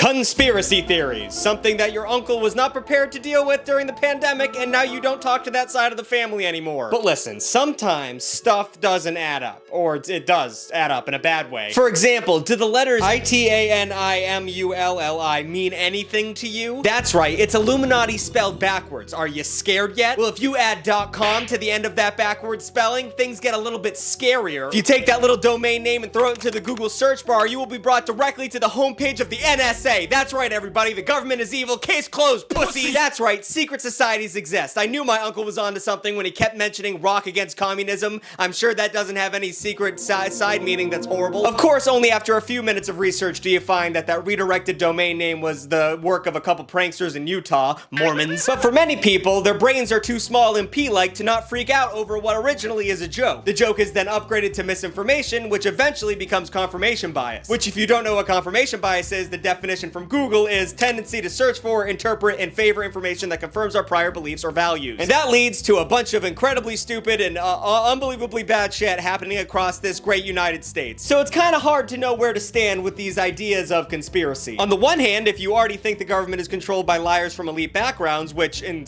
most respects it is, then imagining them in conspiratorial acts of surveillance and assorted subterfuge is not that big of an intellectual leap. If that sentence sounded too smart for my normal script writing, that's because I didn't write that. Shout out Jimmy for that big word sentence. But on the other hand, if you think everything is made up and the points don't matter, then why the f would you go to work or pay your taxes, you know? Oh, wait a second. What's that? Oh, do you struggle to sleep every night due to random noises and a lack of mental calmness? What a silly thing to say. You're telling me you're not getting sleep because of your crushing anxiety due to the lack of a work-life balance and also your sort of snoring roommate who refuses to buy a CPAP machine? That's why you can't sleep? Well, I'm not here to call anyone stupid, but you know, since the Oslo Sleep Buds are on the market, you obviously haven't done your research. Oslo Sleep Buds are scientifically created to fit perfectly in your ears so you can sleep on your side or in any position and there'll be no discomfort and they won't fall out at all. And the battery lasts for 12 hours, so you can sleep soundly all night, sugar plum fairies dancing in your head while you listen to some true crime podcast garbage. Oh, and also, last time I forgot to mention, there's a lot more science going on in these sleep buds than I let on. They also have biometric sensors in the sleep buds themselves, so they know when you're sleeping, like Santa. But unlike Santa, it takes all this data and information and takes whatever you were listening to and switches it over to masking sound so you sleep without any interruptions, which is beautiful and perfect. I love this product. I love this product so much that I put their logo on my livery in iRacing, which means very little to the average man, but if you know, Oslo should know that that's a huge deal and they should be proud. They also wanted me to hold and show the product like I did in the last ad, but I literally left the Oslo Sleep Buds at my parents' house because I used them to sleep through my dad snoring and then my mother stole them from me. So the product is so good it'll turn your mother into a criminal, so that's cool. So thank you to Oslo for sponsoring this video. Click the link in the description or the QR code on screen to get the best sleep of your life. Huzzah! 50% of all Americans believe in at least one conspiracy theory, while 73% of Americans believe that conspiracy theories are currently out of control. So at the American core, we have the issue where we don't trust anything, but at the same time, we think everyone else are the crazy people. I'm not crazy. They are all crazy. I know what's right. Experts blame our mistrust of institutions on the exploitation of the internet. But guess what, baby? I am the internet. You're looking at a bunch of ones and zeros that break shit down to its most basic of components. So today, I'm gonna take off the tinfoil hat and get to the bottom of some of these conspiracies, or I'm gonna put it on. I don't know which one would I do. And if I'm gonna start anywhere, it's gonna be with conspiracies that I think are probably or possibly true. And I think a great jumping on point would be the granddaddy of them all, the Illuminati. A lot of people have heard about the Illuminati, and most people think it's like, I don't know, an overarching concept. When something is shady and authoritarian, it's usually referred to as the Illuminati, just like a blanket statement for everything Epstein-ish. But it turns out that the Illuminati is real. It's a real thing that exists. That's okay. Or at least it was. It existed at one point. Sorry to pump fake you like that. The real conspiracy here is YouTube engagement. In the less than notable year of 1776, a little group called the Order of the Illuminati was founded in Bavaria. Creator Adam Weishaupt believed that the monarchy and the church were repressing freedom of thought and used the Order of the Illuminati to publish political satire to raise awareness of government corruption. So it was originally a group of people that wanted to get together and make fun of the government and religious powers that controlled them. So like, pretty much the opposite of what everyone thinks the Illuminati is, so that's confusing. The original Illuminati was inspired by the Freemasons, another conspiracy theory mainstay, and adopted their tiered structures and mysterious rituals. Unfortunately, powerful religious and government figures aren't known for their senses of humor, so the Illuminati was immediately in hot water off the bat. In the late 1780s, the Duke of Bavaria outlawed secret groups, making them punishable by death. Which is crazy because that's a pretty nondescript definition. Like, I get on late at night secretly when my girlfriend goes to sleep so I can play, you know, Dominion Online with the boys. boys. Is that a secret group? Should I be put to death? Probably, for everything I just said. So that put a whole damper on the original Illuminati get-togethers, but the Duke of Cream Pies didn't kill it in its entirety. Nearly 2 centuries later, the hippies entered the scene, and they took the Illuminati torch and ran with it. During the Summer of Love, a sultry little text called the Principia Discordia started getting passed around. It parodied religious tracts with its own belief system, Discordianism, which worshipped Eris, the goddess of chaos. Oh yeah, now we're getting into the real scare the Christian shit. Let's go. The point of the pamphlet was to create a sense of civil disobedience through, you know, a bunch of hoaxes and pranks, basically, which in a way mirrored the beliefs of the original Illuminati. And in a strange moment of fate, Playboy writer Robert Anton Wilson loved that idea. He flooded Playboy with a bunch of fake letters to the editors about the Illuminati. There was also boobs in the magazine, which were also probably more interesting than what he was doing, but I can't talk about the boobs because this is YouTube. Chris, go ahead and put down the image of Extra Tug so people know I talk about boobs over there. Thank you so much. Eventually, Wilson went away and co-wrote a standalone book called The Illuminatus Trilogy, a book that would attribute government secrets like cover-ups and other evil shit to the made-up secretive group of the Illuminati. But if we zoom in on the cover of the book here, you'll notice a little quote at the top from the Village Voice. The ultimate conspiracy book, hilariously raunchy, and the biggest sci-fi cult novel to come along since Dune. You know, sci-fi, science fiction, fiction. People didn't get that part. They didn't understand this was a joke. When they wrote this book, they apparently did too good of a job with their satire and world building because people took the bait hard as f. As the 21st century approached, ideas like the Illuminati and the New World Order became less satirical and more like a convenient explanation It's always nice to see Bill Hicks when he was a younger gentleman. of growing inequality and subsequent feelings of powerlessness. Now, it's reasonable to look for a scapegoat nowadays because things are unbelievably shitty no matter what side of the aisle politically you lay on. The richest 1% have more than the bottom 99%, and it doesn't seem like one government representative gives a shit about that fact. There's also like the Supreme Court deciding that political free speech includes getting bribes, which that's a real thing and that no one's talking about that really. And with all that going on, it's so fucking stupid to believe in the Illuminati, honestly. Listen, I get that it's fun to think that there are a secret group of people pulling the strings and making things get worse over time for their own financial benefit. But in reality, there is no secret group of people. We know who the people are. They're not trying to hide. Elizabeth Warren has made more money off of insider trading than fucking Warren Buffett. And everyone in Congress always votes against term limits, and they always vote against the interest of every American person. And that's just because all of them want power, and all of them want money. And they're all right there. You can see what they vote on every week. If we all just stop believing in a grand conspiracy and focus on the motherfuckers who are doing shit in broad daylight, the idea of an Illuminati is going to quickly dissipate.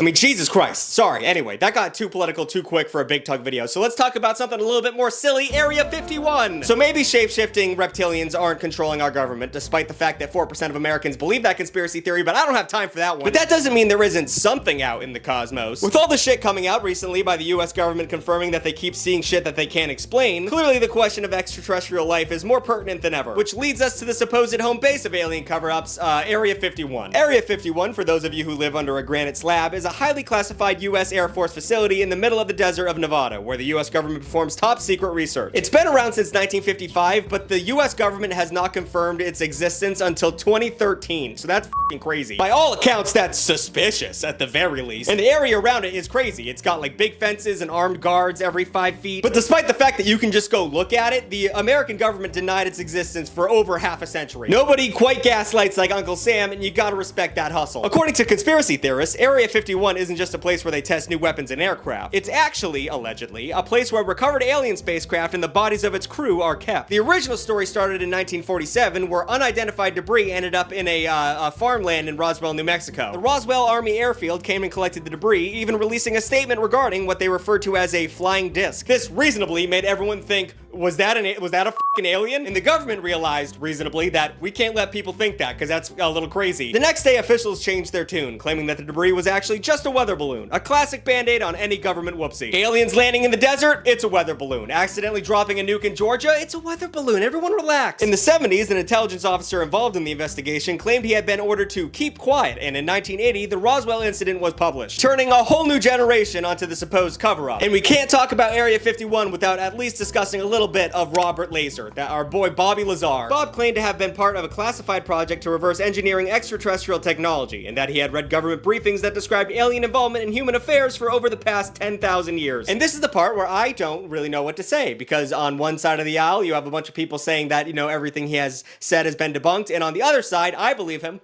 I believe Bob Lazar. I don't know, make up your decision for yourself. Go watch an interview with him. Go watch the Joe Rogan he got on, and Joe Rogan doesn't mention trans people in that one, so you're safe. But after decades of debate and denial, the plausibility of Area 51 came back into the mainstream after a bunch of weird shit started happening. In 2023, 3 military veterans testified at a congressional hearing about UFOs. They claimed that the US government operated a secret multi-decade reverse engineering program of recovered vessels, and they also claimed that non-human biologics have been recovered from alleged crash sites. This came on the heels of the release of declassified videos showing UFOs, now known as unidentified aerial phenomena, which, weird time to rebrand UFOs, but I'm not the government, so what would I know? So does this mean that Area 51 actually picked up an alien spacecraft and was testing that shit in the desert? Hey, well, it doesn't not mean that. But also, if the US government has been reverse engineering alien technology for the last 7 decades, how come I haven't seen any of that shit? How come you guys haven't been giving that to the people? I mean, for fuck's sake, the closest thing we've had to alien technology in the past 70 years is like, I don't know, the Fushigi? It's here. It's wild. It's sweeping the nation. It's Fushigi!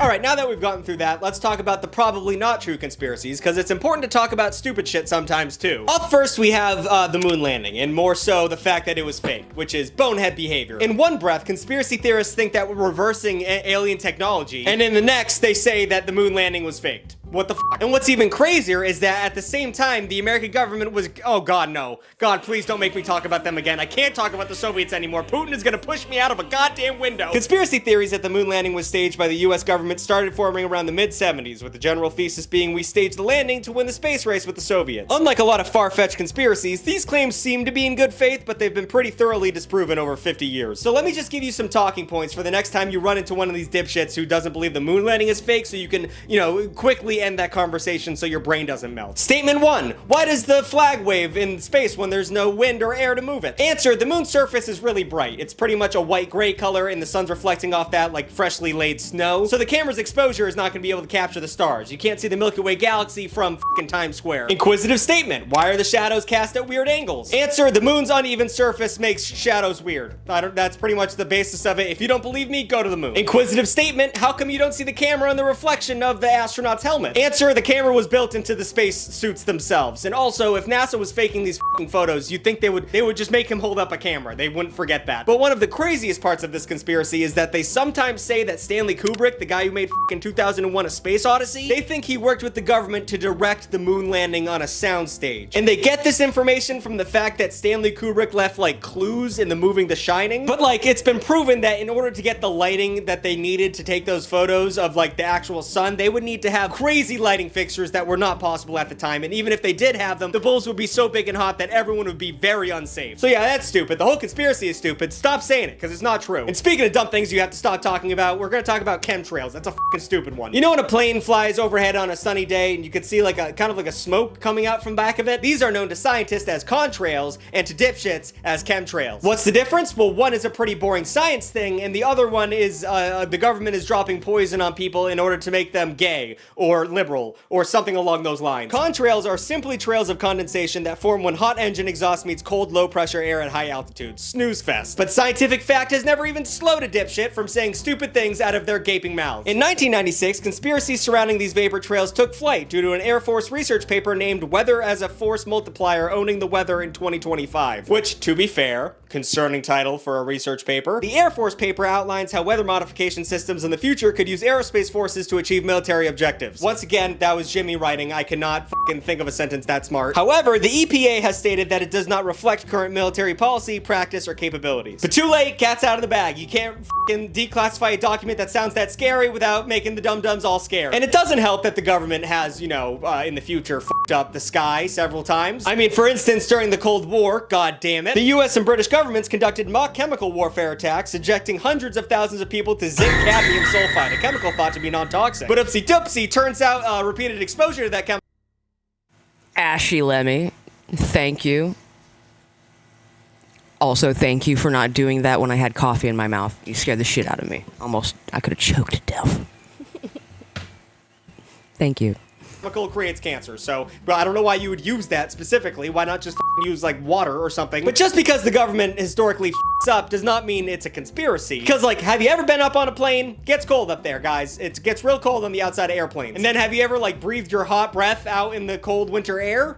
Does it make a little smoke? Okay, then the conspiracy debunked. Speaking of nincompoops, let's talk about 5G, the dumbest thing ever that people are afraid of. 5G conspiracies are the new kids on the block. Because it's a new thing, people are going to fear it. They did it with rock music, and technically they did it with Jesus and his whole vibe. And let's face it, you don't know how 5G works. I don't know how 5G works. I don't know how Bluetooth works, or Wi-Fi, to be honest. Honestly, I don't even really fundamentally understand a toaster. And unless you're a nerd in the comment section writing out a paragraph trying to explain to me how those things work, which I will not read because reading makes me sleepy, then you don't understand vital aspects of technology. And that's okay. It's actually pretty normal to not understand how everything works in this modern era. It's like access to all information because of the internet makes everyone feel like they should know everything about everything. But in all honesty, that would physically be impossible, or at the very least a large waste of your time. But that's where the conspiracy starts, because instead of accepting the fact that some things require you having a very specialized college degree to understand, conspiracy theorists start asking a bunch of questions in the name of research. And by the end of the whole thing, you arrive at the conclusion that WebMD arrives at, which it's cancer. These things are giving everyone cancer. It's cancer, everybody go home. But the thing is, 5G isn't that complicated. In fact, it's a little outdated in a weird sense. 5G utilizes radio waves to transmit data. You know, that thing FDR was using for his fireside chats, meaning it falls within the radio frequencies of electromagnetic radiation. But then you say the word radiation and people fucking freak out. But my god, there has literally never been a link between electromagnetic radiation and cancer. It doesn't happen. So fucking relax. You're making everyone think we're stupid by saying shit like that. Please just relax. And then the biggest fucking dumb shit of all time is flat earth theory, and this one physically makes me angry to hear about. The earth is not flat. Stop saying the earth is fucking flat, okay? How has the most important invention of all of humanity, the internet, the information highway, the modern Library of Alexandria, how has the internet sent our collective intellect careening thousands of years into the past? We literally figured out that the earth was round in year 5. We were 5 years into this shit and we figured that out. But around 2015, the fridge conspiracy that the earth was flat started gaining momentum somehow. But hey,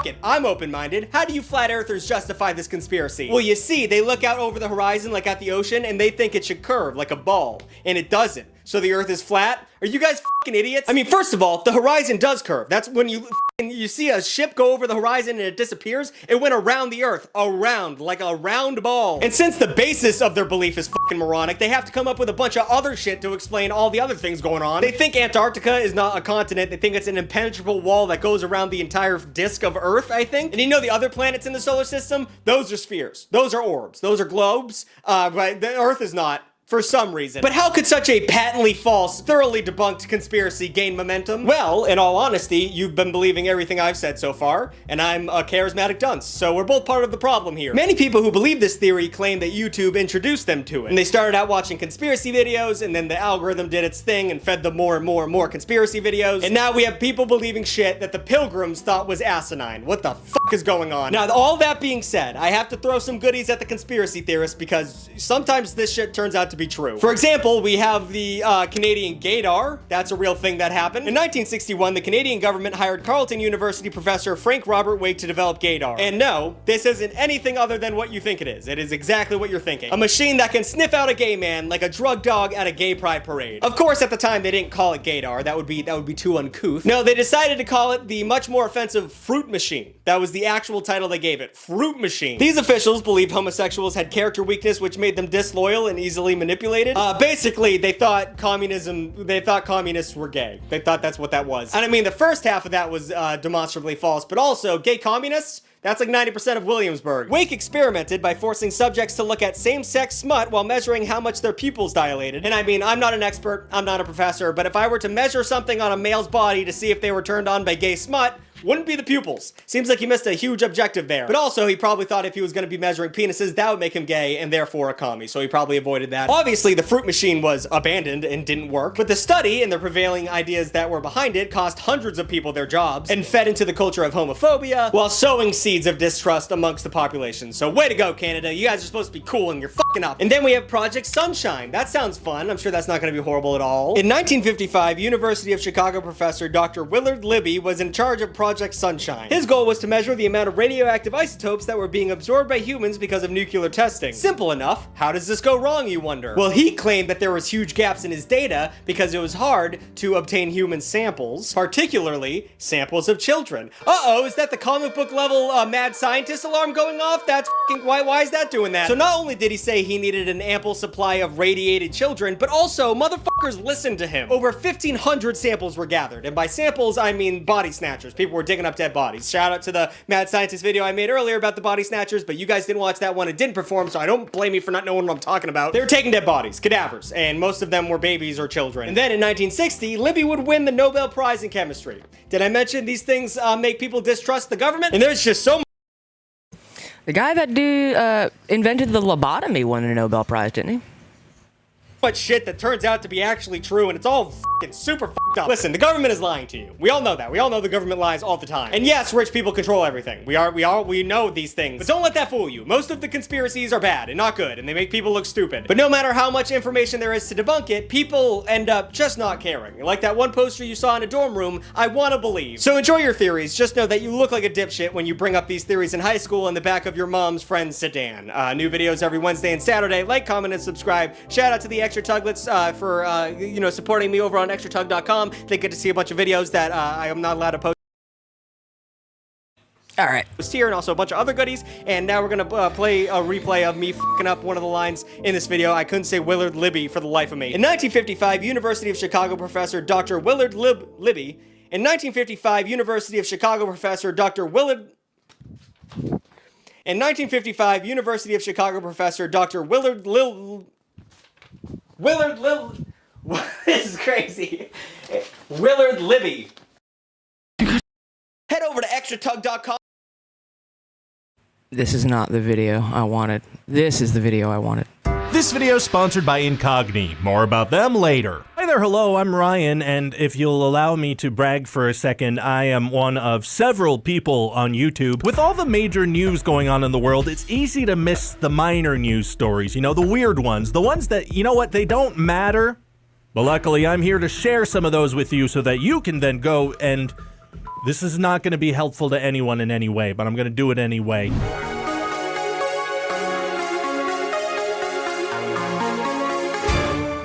Quicksand swallows man at Michigan Beach near harbor. Here's a news story with what looks like the most low-stakes rescue attempt ever. I've never seen anything so casual. This guy is slowly sinking to his death, and he looks so chill about it. He even makes a phone call, and I bet he didn't even mention the quicksand to the person on the other end of the call. What's going on with me?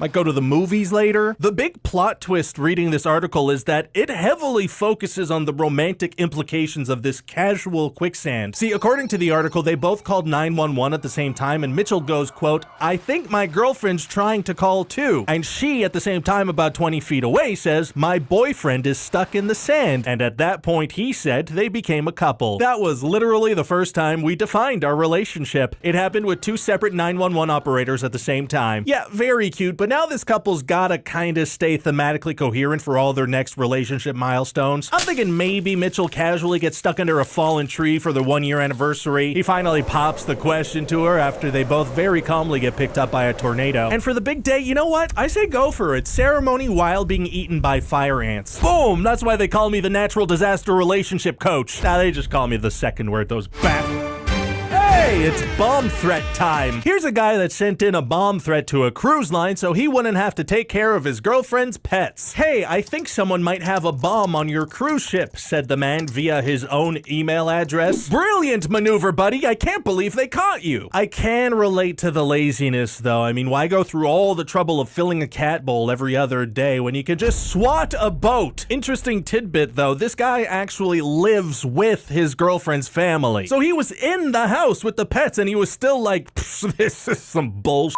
I'm calling in a bomb threat." I'm a little mixed on this though, because should he be grateful that they let him live in their house or angry that they went on a cruise without him? It's a tough case to crack. I don't know how any judge could possibly make a decision. Oh, he went to jail. You know what? That does make sense. That guy was kind of a dummy. Or was he? Oh my God. Think about it. He's in jail now and he'll never have to feed those pets again. It was his plan to get caught the whole time. This guy's the Dark Knight Joker of avoiding menial chores. Criminal mastermind. Oh, by the way, the article also says that Chevorier Gibson, special agent in charge of the FBI in Michigan, said, quote, bomb threats are not a laughing matter. So I'm sorry to say, but if you thought even any of that was even mildly amusing, you're now on a list. Get him, Agent Gibson. And then if you have like SWAT fall through.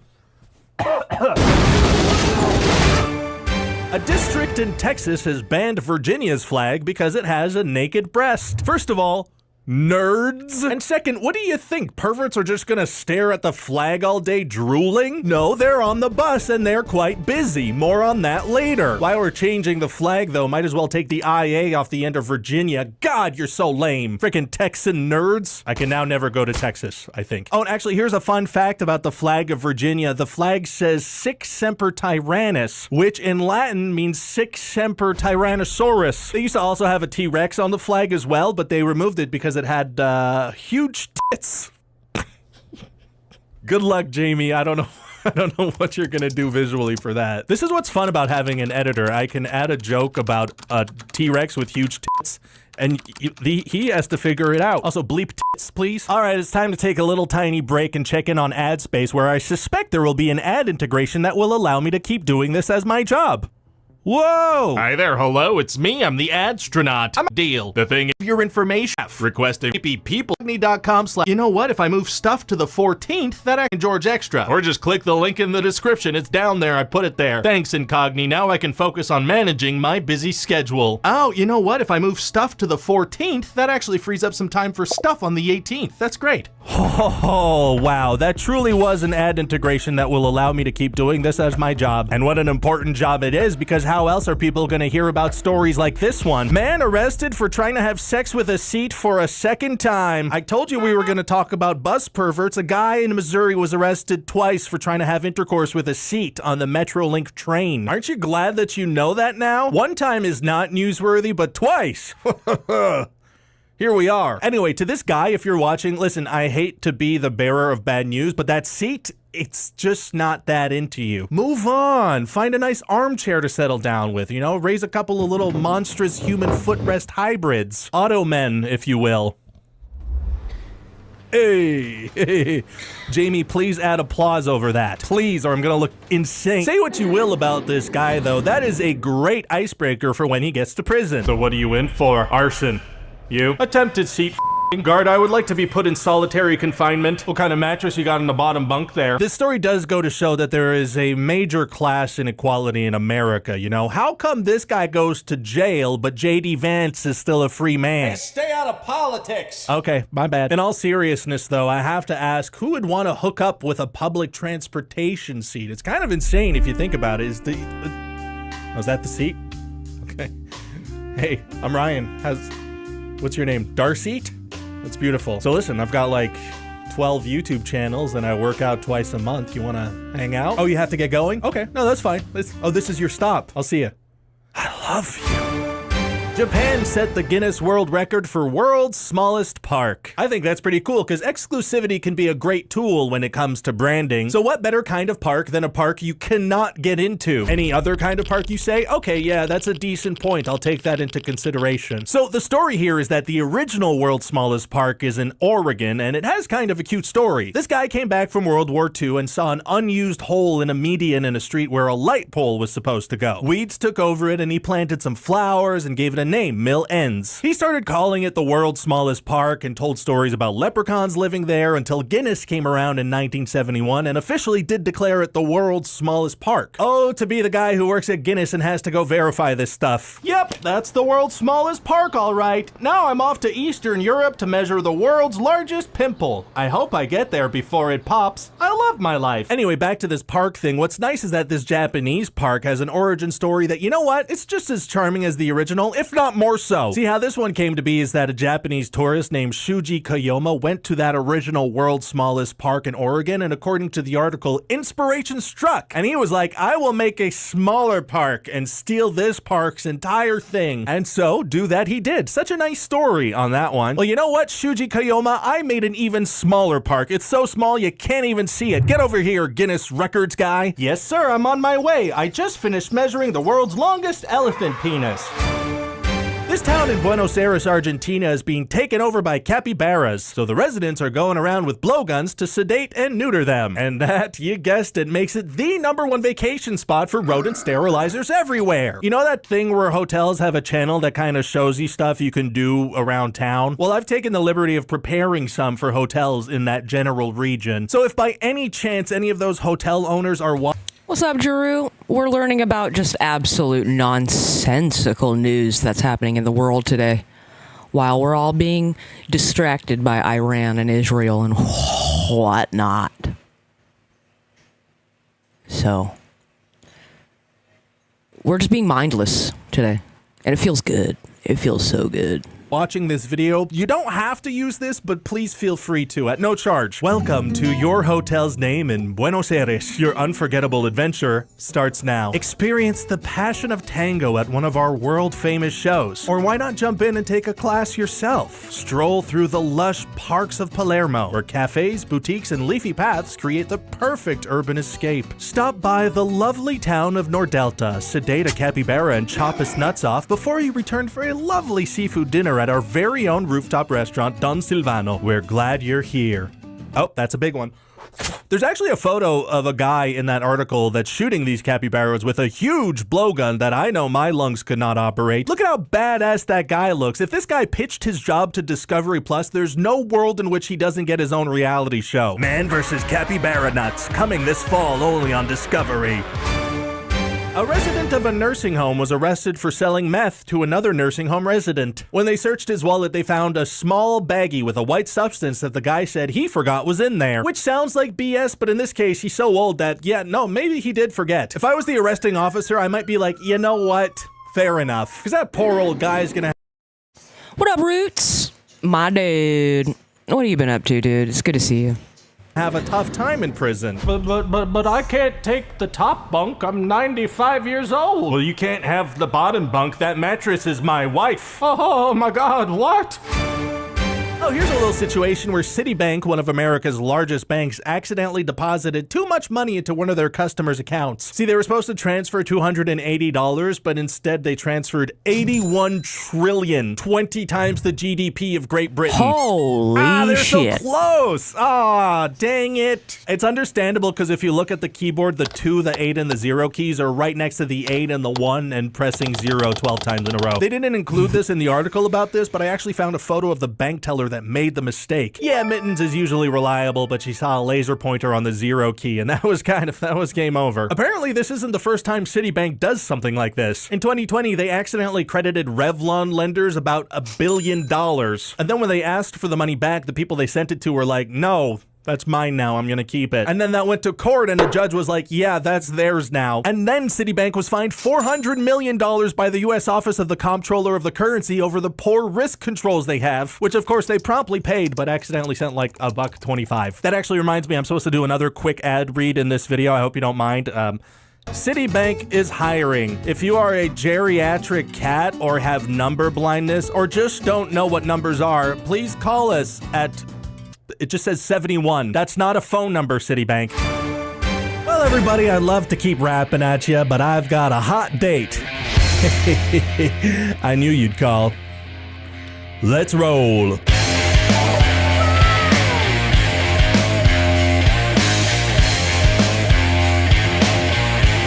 What's up, Darius Official? Hi there, hello. Please hit that subscribe button. Good morning, buddy. Damn, that was loud. That was loud as hell. Sorry about that, guys. My bad, my bad. Good morning, Darius Official. Thank you for the raid, dude. You the man, you the man. All right. We got about a half an hour left. What are we going to do?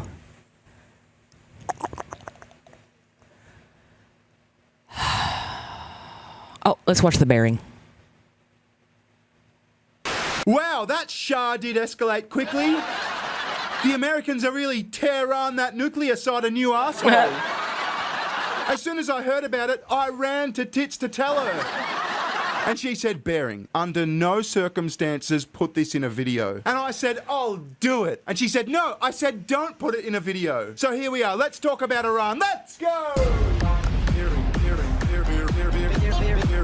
So yeah, I don't really know what to think of this Iran thing. I mean, they kind of are a bunch of pricks, like the leadership anyway. But like, generally speaking, we don't really want wars, do we? I don't know. I definitely don't like the thought of Iran having a nuke. But then blowing up all their infrastructure and stuff sort of like shakes the hornet's nest, I guess. Oh, I should have used that at the start. Shakes the hornet's nest. Fuck. But like, it's not good, is it? It's not good to be sort of provoking like World War III, I guess. I mean, China is apparently shipping mysterious crates into Iran now. Who knows what the fuck's in them? And I can understand how lots and lots of MAGA people are like, whoa, bro, I didn't vote for this. I didn't vote for war. I get that. So I don't really know. I'm not an expert on geopolitics. I'm more of a retard from Australia, but it's the only fucking thing in the news today. I can't like not talk about it. And I definitely don't want to be like 70% of the other YouTubers going, hey, ChatGPT, what's my opinion on Iran and America? Make me sound really, really smart. Iran and the United States have been locked in a cycle of mutual distrust and strategic miscalculation for over 4 decades. At the heart of the issue is a fundamental clash between Iran's revolutionary ideology and the US's commitment to maintaining regional balance that favors its allies and economic interests. Yeah, I'm not doing that because that's gay. I suppose my biggest worry going forward, right, is the potential like sleeper cell attacks on America and other places, but particularly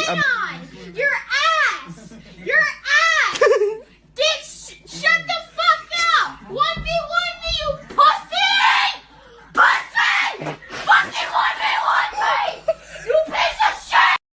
America. I mean, the southern border was like fucking wide open for like the last how many years? Who knows what kind of bad intentioned Iranians got in? Anyway, let's hear from Donald Trump.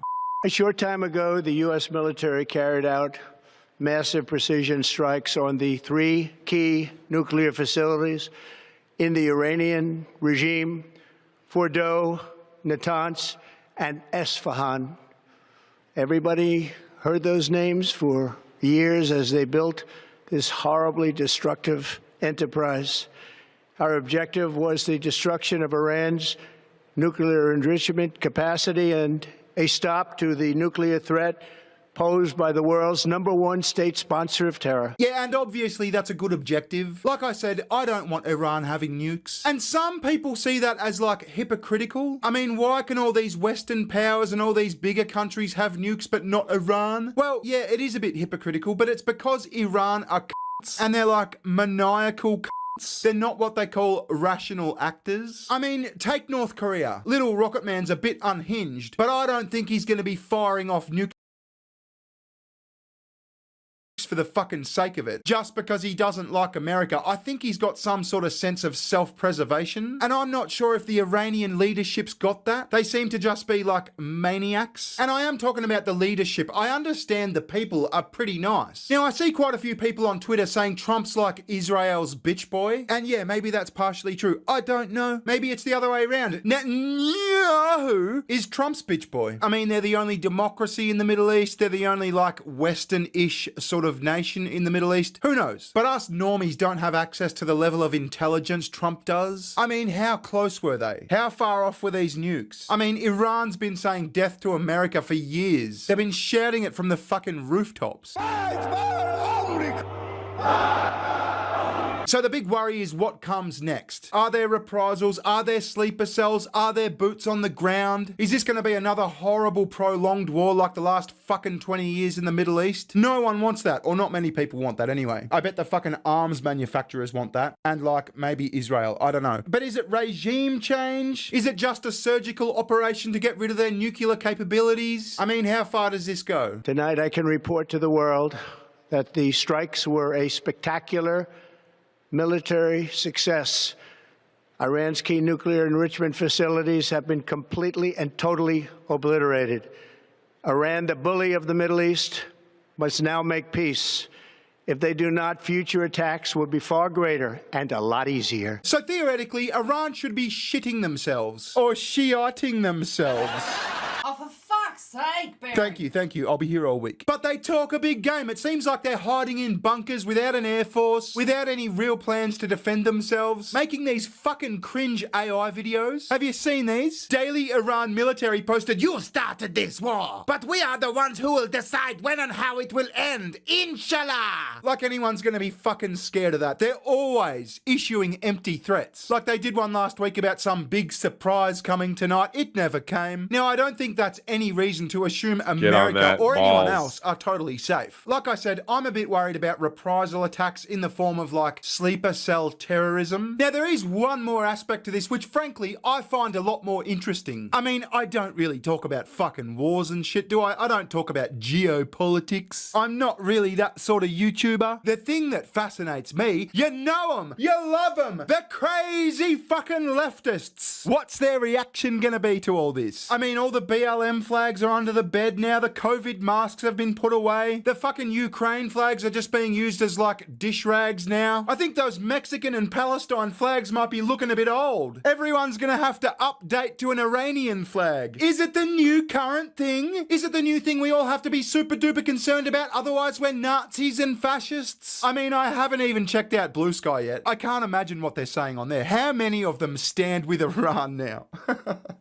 Oh man, the tolerant left supporting this country that just subjugates women, you know, hangs gays, all the rest of it. Are they really gonna jump on board? Are they that unhinged? Well, it turns out, good viewer, they fucking are. Here's a bunch of retards in Sydney on the weekend.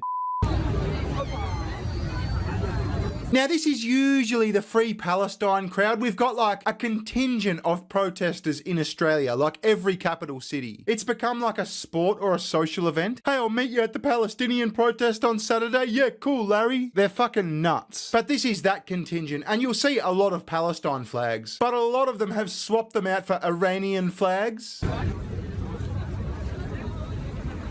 Look at this fucking guy. His name's Terry. He works in HR for a large multinational feminine hygiene company. His girlfriend got him up that morning and said, "Hey babe, get your Kiefer," or whatever the fuck. And he's like, "Oh, are we going to the Palestine march again? Should I get my COVID mask? You never know." And she's like, "No, fuckhead. We're on Iran's side now. Who gives a fuck about Palestine?" And he's gone, "Oh, okay, honey. I'll just put the Palestine flag back with the Black Lives Matter flags." Fucking Terry, you know the type.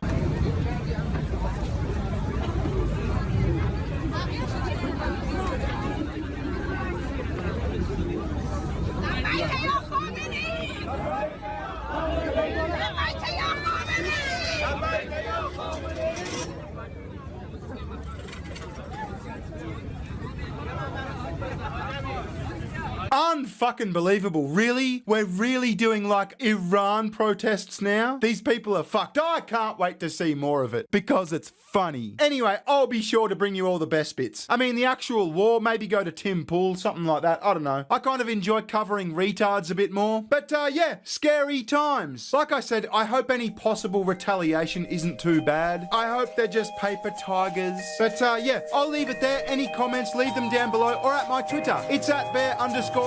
Thanks very much for watching, and I'll catch you later. Ta-ta, bye-bye. Recession, session. Giving better times, giving better times. Recession, session. Giving better times, better times. Recession, session. Giving better times, giving better times. Recession. Good shit. Yeah, I like Bearing. I watched a long time ago. I got clickbaited into watching a Bearing video that was about Nick Rekieta and Aaron Emholt. This was like a year ago.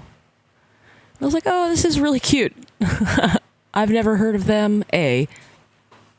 And B, it's cool to see like a really big YouTube channel covering our little neck of the woods. It's kind of cute. Kind of cute. Let's watch this real quick. It's like 6 minutes long. Fucking your dad. Lol Paladins donated $30. That's his decision. Sorry I don't talk in a you-woo voice. I don't know what you expected me to do. No.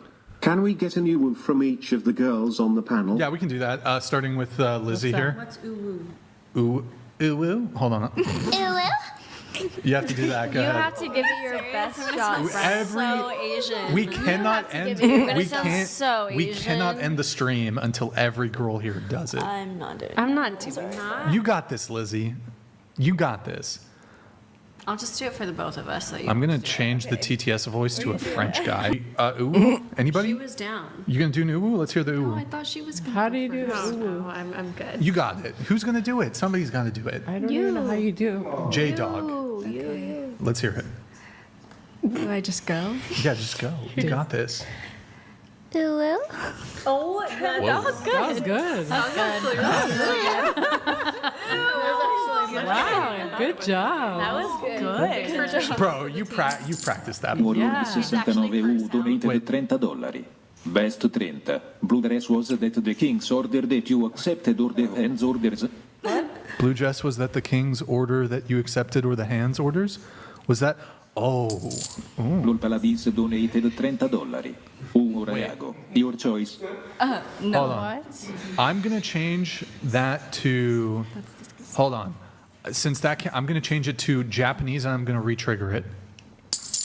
ロールパラディンズドネーテッド$30。ウーアヘアゴ。Your choice. It didn't hit. It didn't really. Yeah. Hold on. Let me see if I can.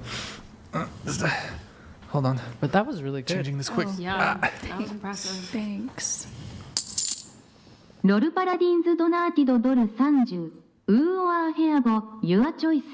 Yes. What did we want? We didn't do French. Hold on. I'm gonna do French. Australian. Wait, one sec. I'm gonna do Remy. We're gonna do Remy for the French. Thank you. What were you? Anybody else with a ooh? Wait, what were we talking about before that? How is this The clip worthy? This sucks. Oh, guys. Yeah, okay. Your best friend. Your best friend. Fucks your dad, marries him, and has children, which will potentially challenge. I got Smoker's your voice, I claim can't do to it. the Iron Throne. You No issues? don't really have a choice. Lizzie? You don't have a choice. Lizzie? Yeah, I don't have a choice, so I'm just gonna let it. Yeah, but you don't. You can not be friends with her anymore. She's just my mom. Yo, Lizzie, your best friend fucks your dad. Yeah, no, I wouldn't be friends with her anymore. What about you? Yeah, I couldn't do it. No. Same. Well, if it was like the only choice, I'd feel weird at first, but then I'd be like, but this is what had to happen. Like, imagine having those conversations with your friend. Darius says, Lem, what do you use to remove stains from your teeth, like brown teeth? I just brush my teeth, bro. You just brush them. Just brush them. Easy. It had to happen. Well, we're not gonna have those conversations anymore. Is my dad gonna marry someone else? No. Is that a choice Yeah, on the no, table? he could marry somebody else. Okay. What? I thought he Doesn't married. go Huh? and marry I thought he married the best friend. Well, No, I thought he that was the did. only choice. He could have married. Well, I don't want to get in. This is like TOS. So was that territory. his choice or the hand's He could choice? have married anyone else. like a Valerian. Oh, then you might just be fucked, Darius. You might just be fucked. Get you some teeth whitening strips or something. You know? But that chick was a bit too young for him. You know what I mean? Yeah. This video sucks. This video sucks dick. Boring. Boring.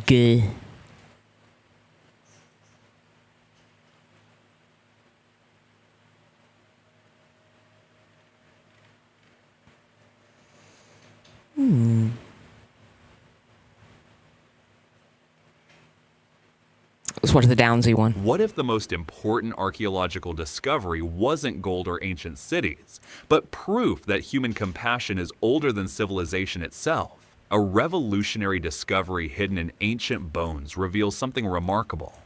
For decades, we've often imagined our prehistoric ancestors as harsh survivors living by a simple rule: only the fittest endure. But what if that perspective misses a crucial aspect of their humanity?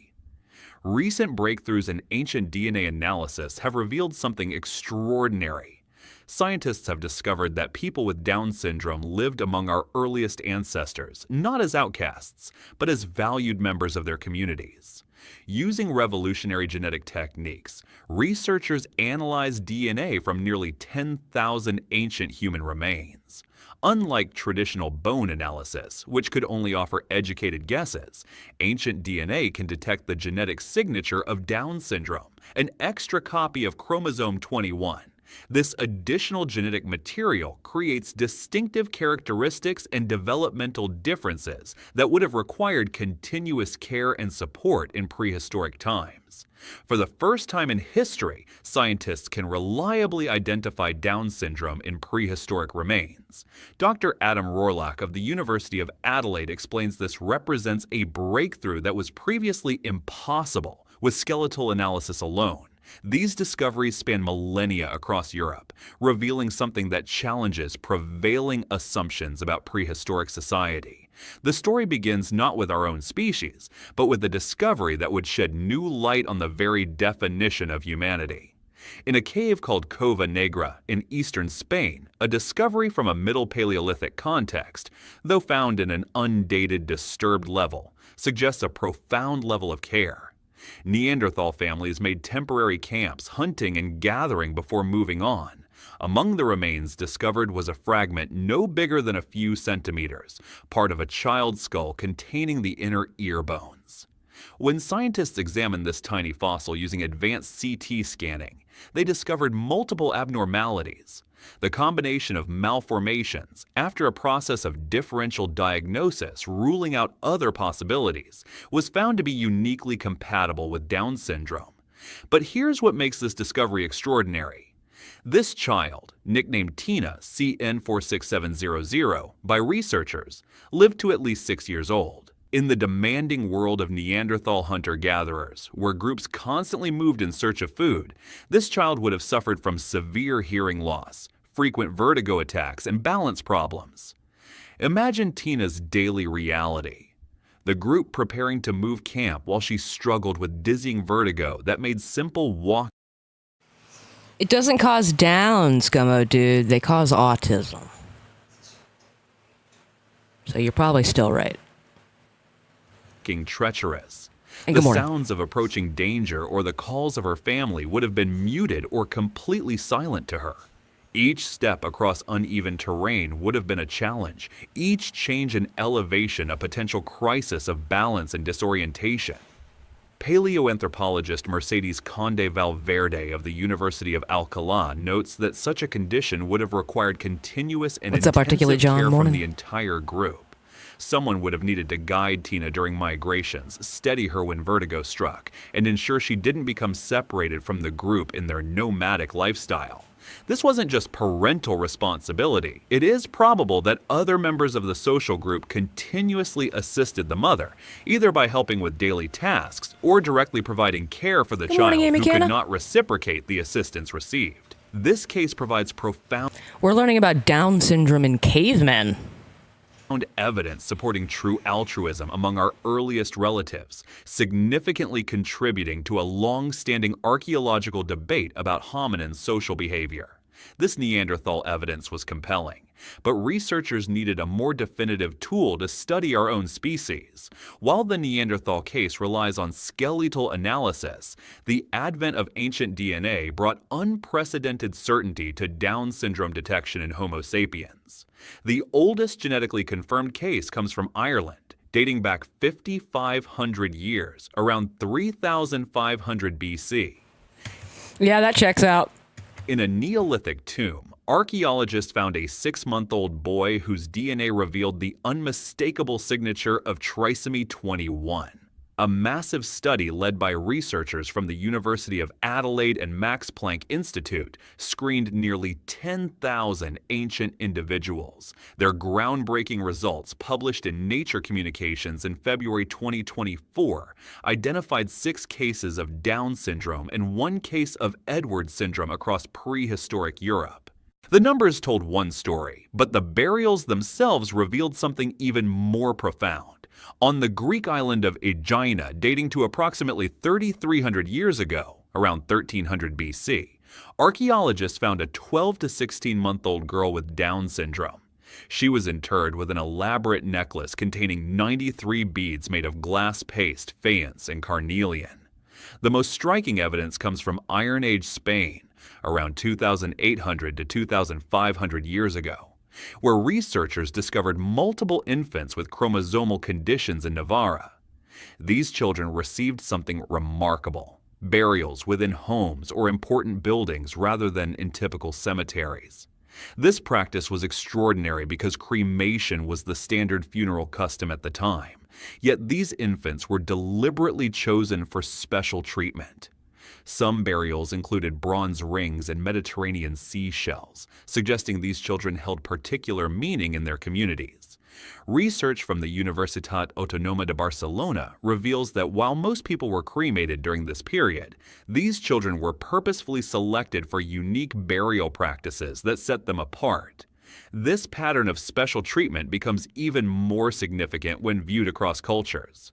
Across different cultures, time periods, and geographical locations, the pattern remains consistent. Individuals with Down syndrome receive thoughtful treatment that distinguished them from typical burials. This evidence challenges assumptions about prehistoric priorities. These weren't societies that solely discarded the vulnerable. Instead, they invested time, resources, and emotional energy in caring for those who needed support. This suggests a profound and deliberate investment in care, implying a shared understanding of human value that emerged across different cultures. The findings from Down syndrome cases align with a growing body of evidence for prehistoric care that extended to individuals with various conditions. These discoveries align with growing evidence that prehistoric peoples regularly supported individuals with various conditions, including dwarfism, hydrocephalus, and spina bifida. The survival and preservation of people with severe disabilities required cooperation that extended far beyond immediate family. For instance, the Romido II individual with severe dwarfism, around 11,000 BP in Italy, survived to young adulthood, 17 to 20 years, indicative of substantial group support. Similarly, the Kafze 12 child with hydrocephalus, around 95,000 BP in Israel, lived to approximately 3 years of age, strongly implying ongoing familial and communal care. However, the identified Down syndrome cases, often involving infants or very young children, highlight a form of care directed towards individuals who would have required extensive, continuous support from birth, rather than care for adults who might have previously contributed to the group or were expected to provide future, albeit limited, assistance. I'm almost positive that it's an AI voice, Roots. I've heard... I don't understand how these AI voices can say things like spina bifida. You know what I mean? Aren't you a fucking computer? Shouldn't you know that word by now? You know, aren't you imbued with all of the knowledge of the internet? I'm almost positive it's AI. That's a robot, Roots. That robot is a flamer. But every answer in archaeology leads to 10 new questions, and these discoveries opened mysteries that researchers are still trying to solve. Why do we see a concentration of cases in Iron Age Spain? Does this reflect genuine demographic patterns, superior preservation conditions, or exceptional archaeological methodology? What about individuals who lived beyond infancy? The current DNA evidence predominantly shows perinatal or infant deaths, but longer-lived cases might exist in remains we haven't yet examined with advanced genetic techniques. Most intriguingly, how did daily life accommodate these vulnerable members? What specific social adaptations allowed prehistoric communities to successfully include individuals with significant disabilities? Researchers emphasize that these questions are just the beginning. As new techniques develop and more sites are examined, the picture of prehistoric disability care continues to evolve. These ancient mysteries aren't just academic puzzles. They're fundamentally changing how we see ourselves today. These ancient discoveries fundamentally challenge narratives about prehistoric life, being solely focused on competitive advantage. They reveal that care for the vulnerable has deep evolutionary roots, predating written history, organized religion, or formal ethical systems. This research opens new possibilities for understanding genetic conditions in ancient populations and the social responses they generated. Each new discovery adds pieces to a puzzle that reshapes our understanding of human nature itself.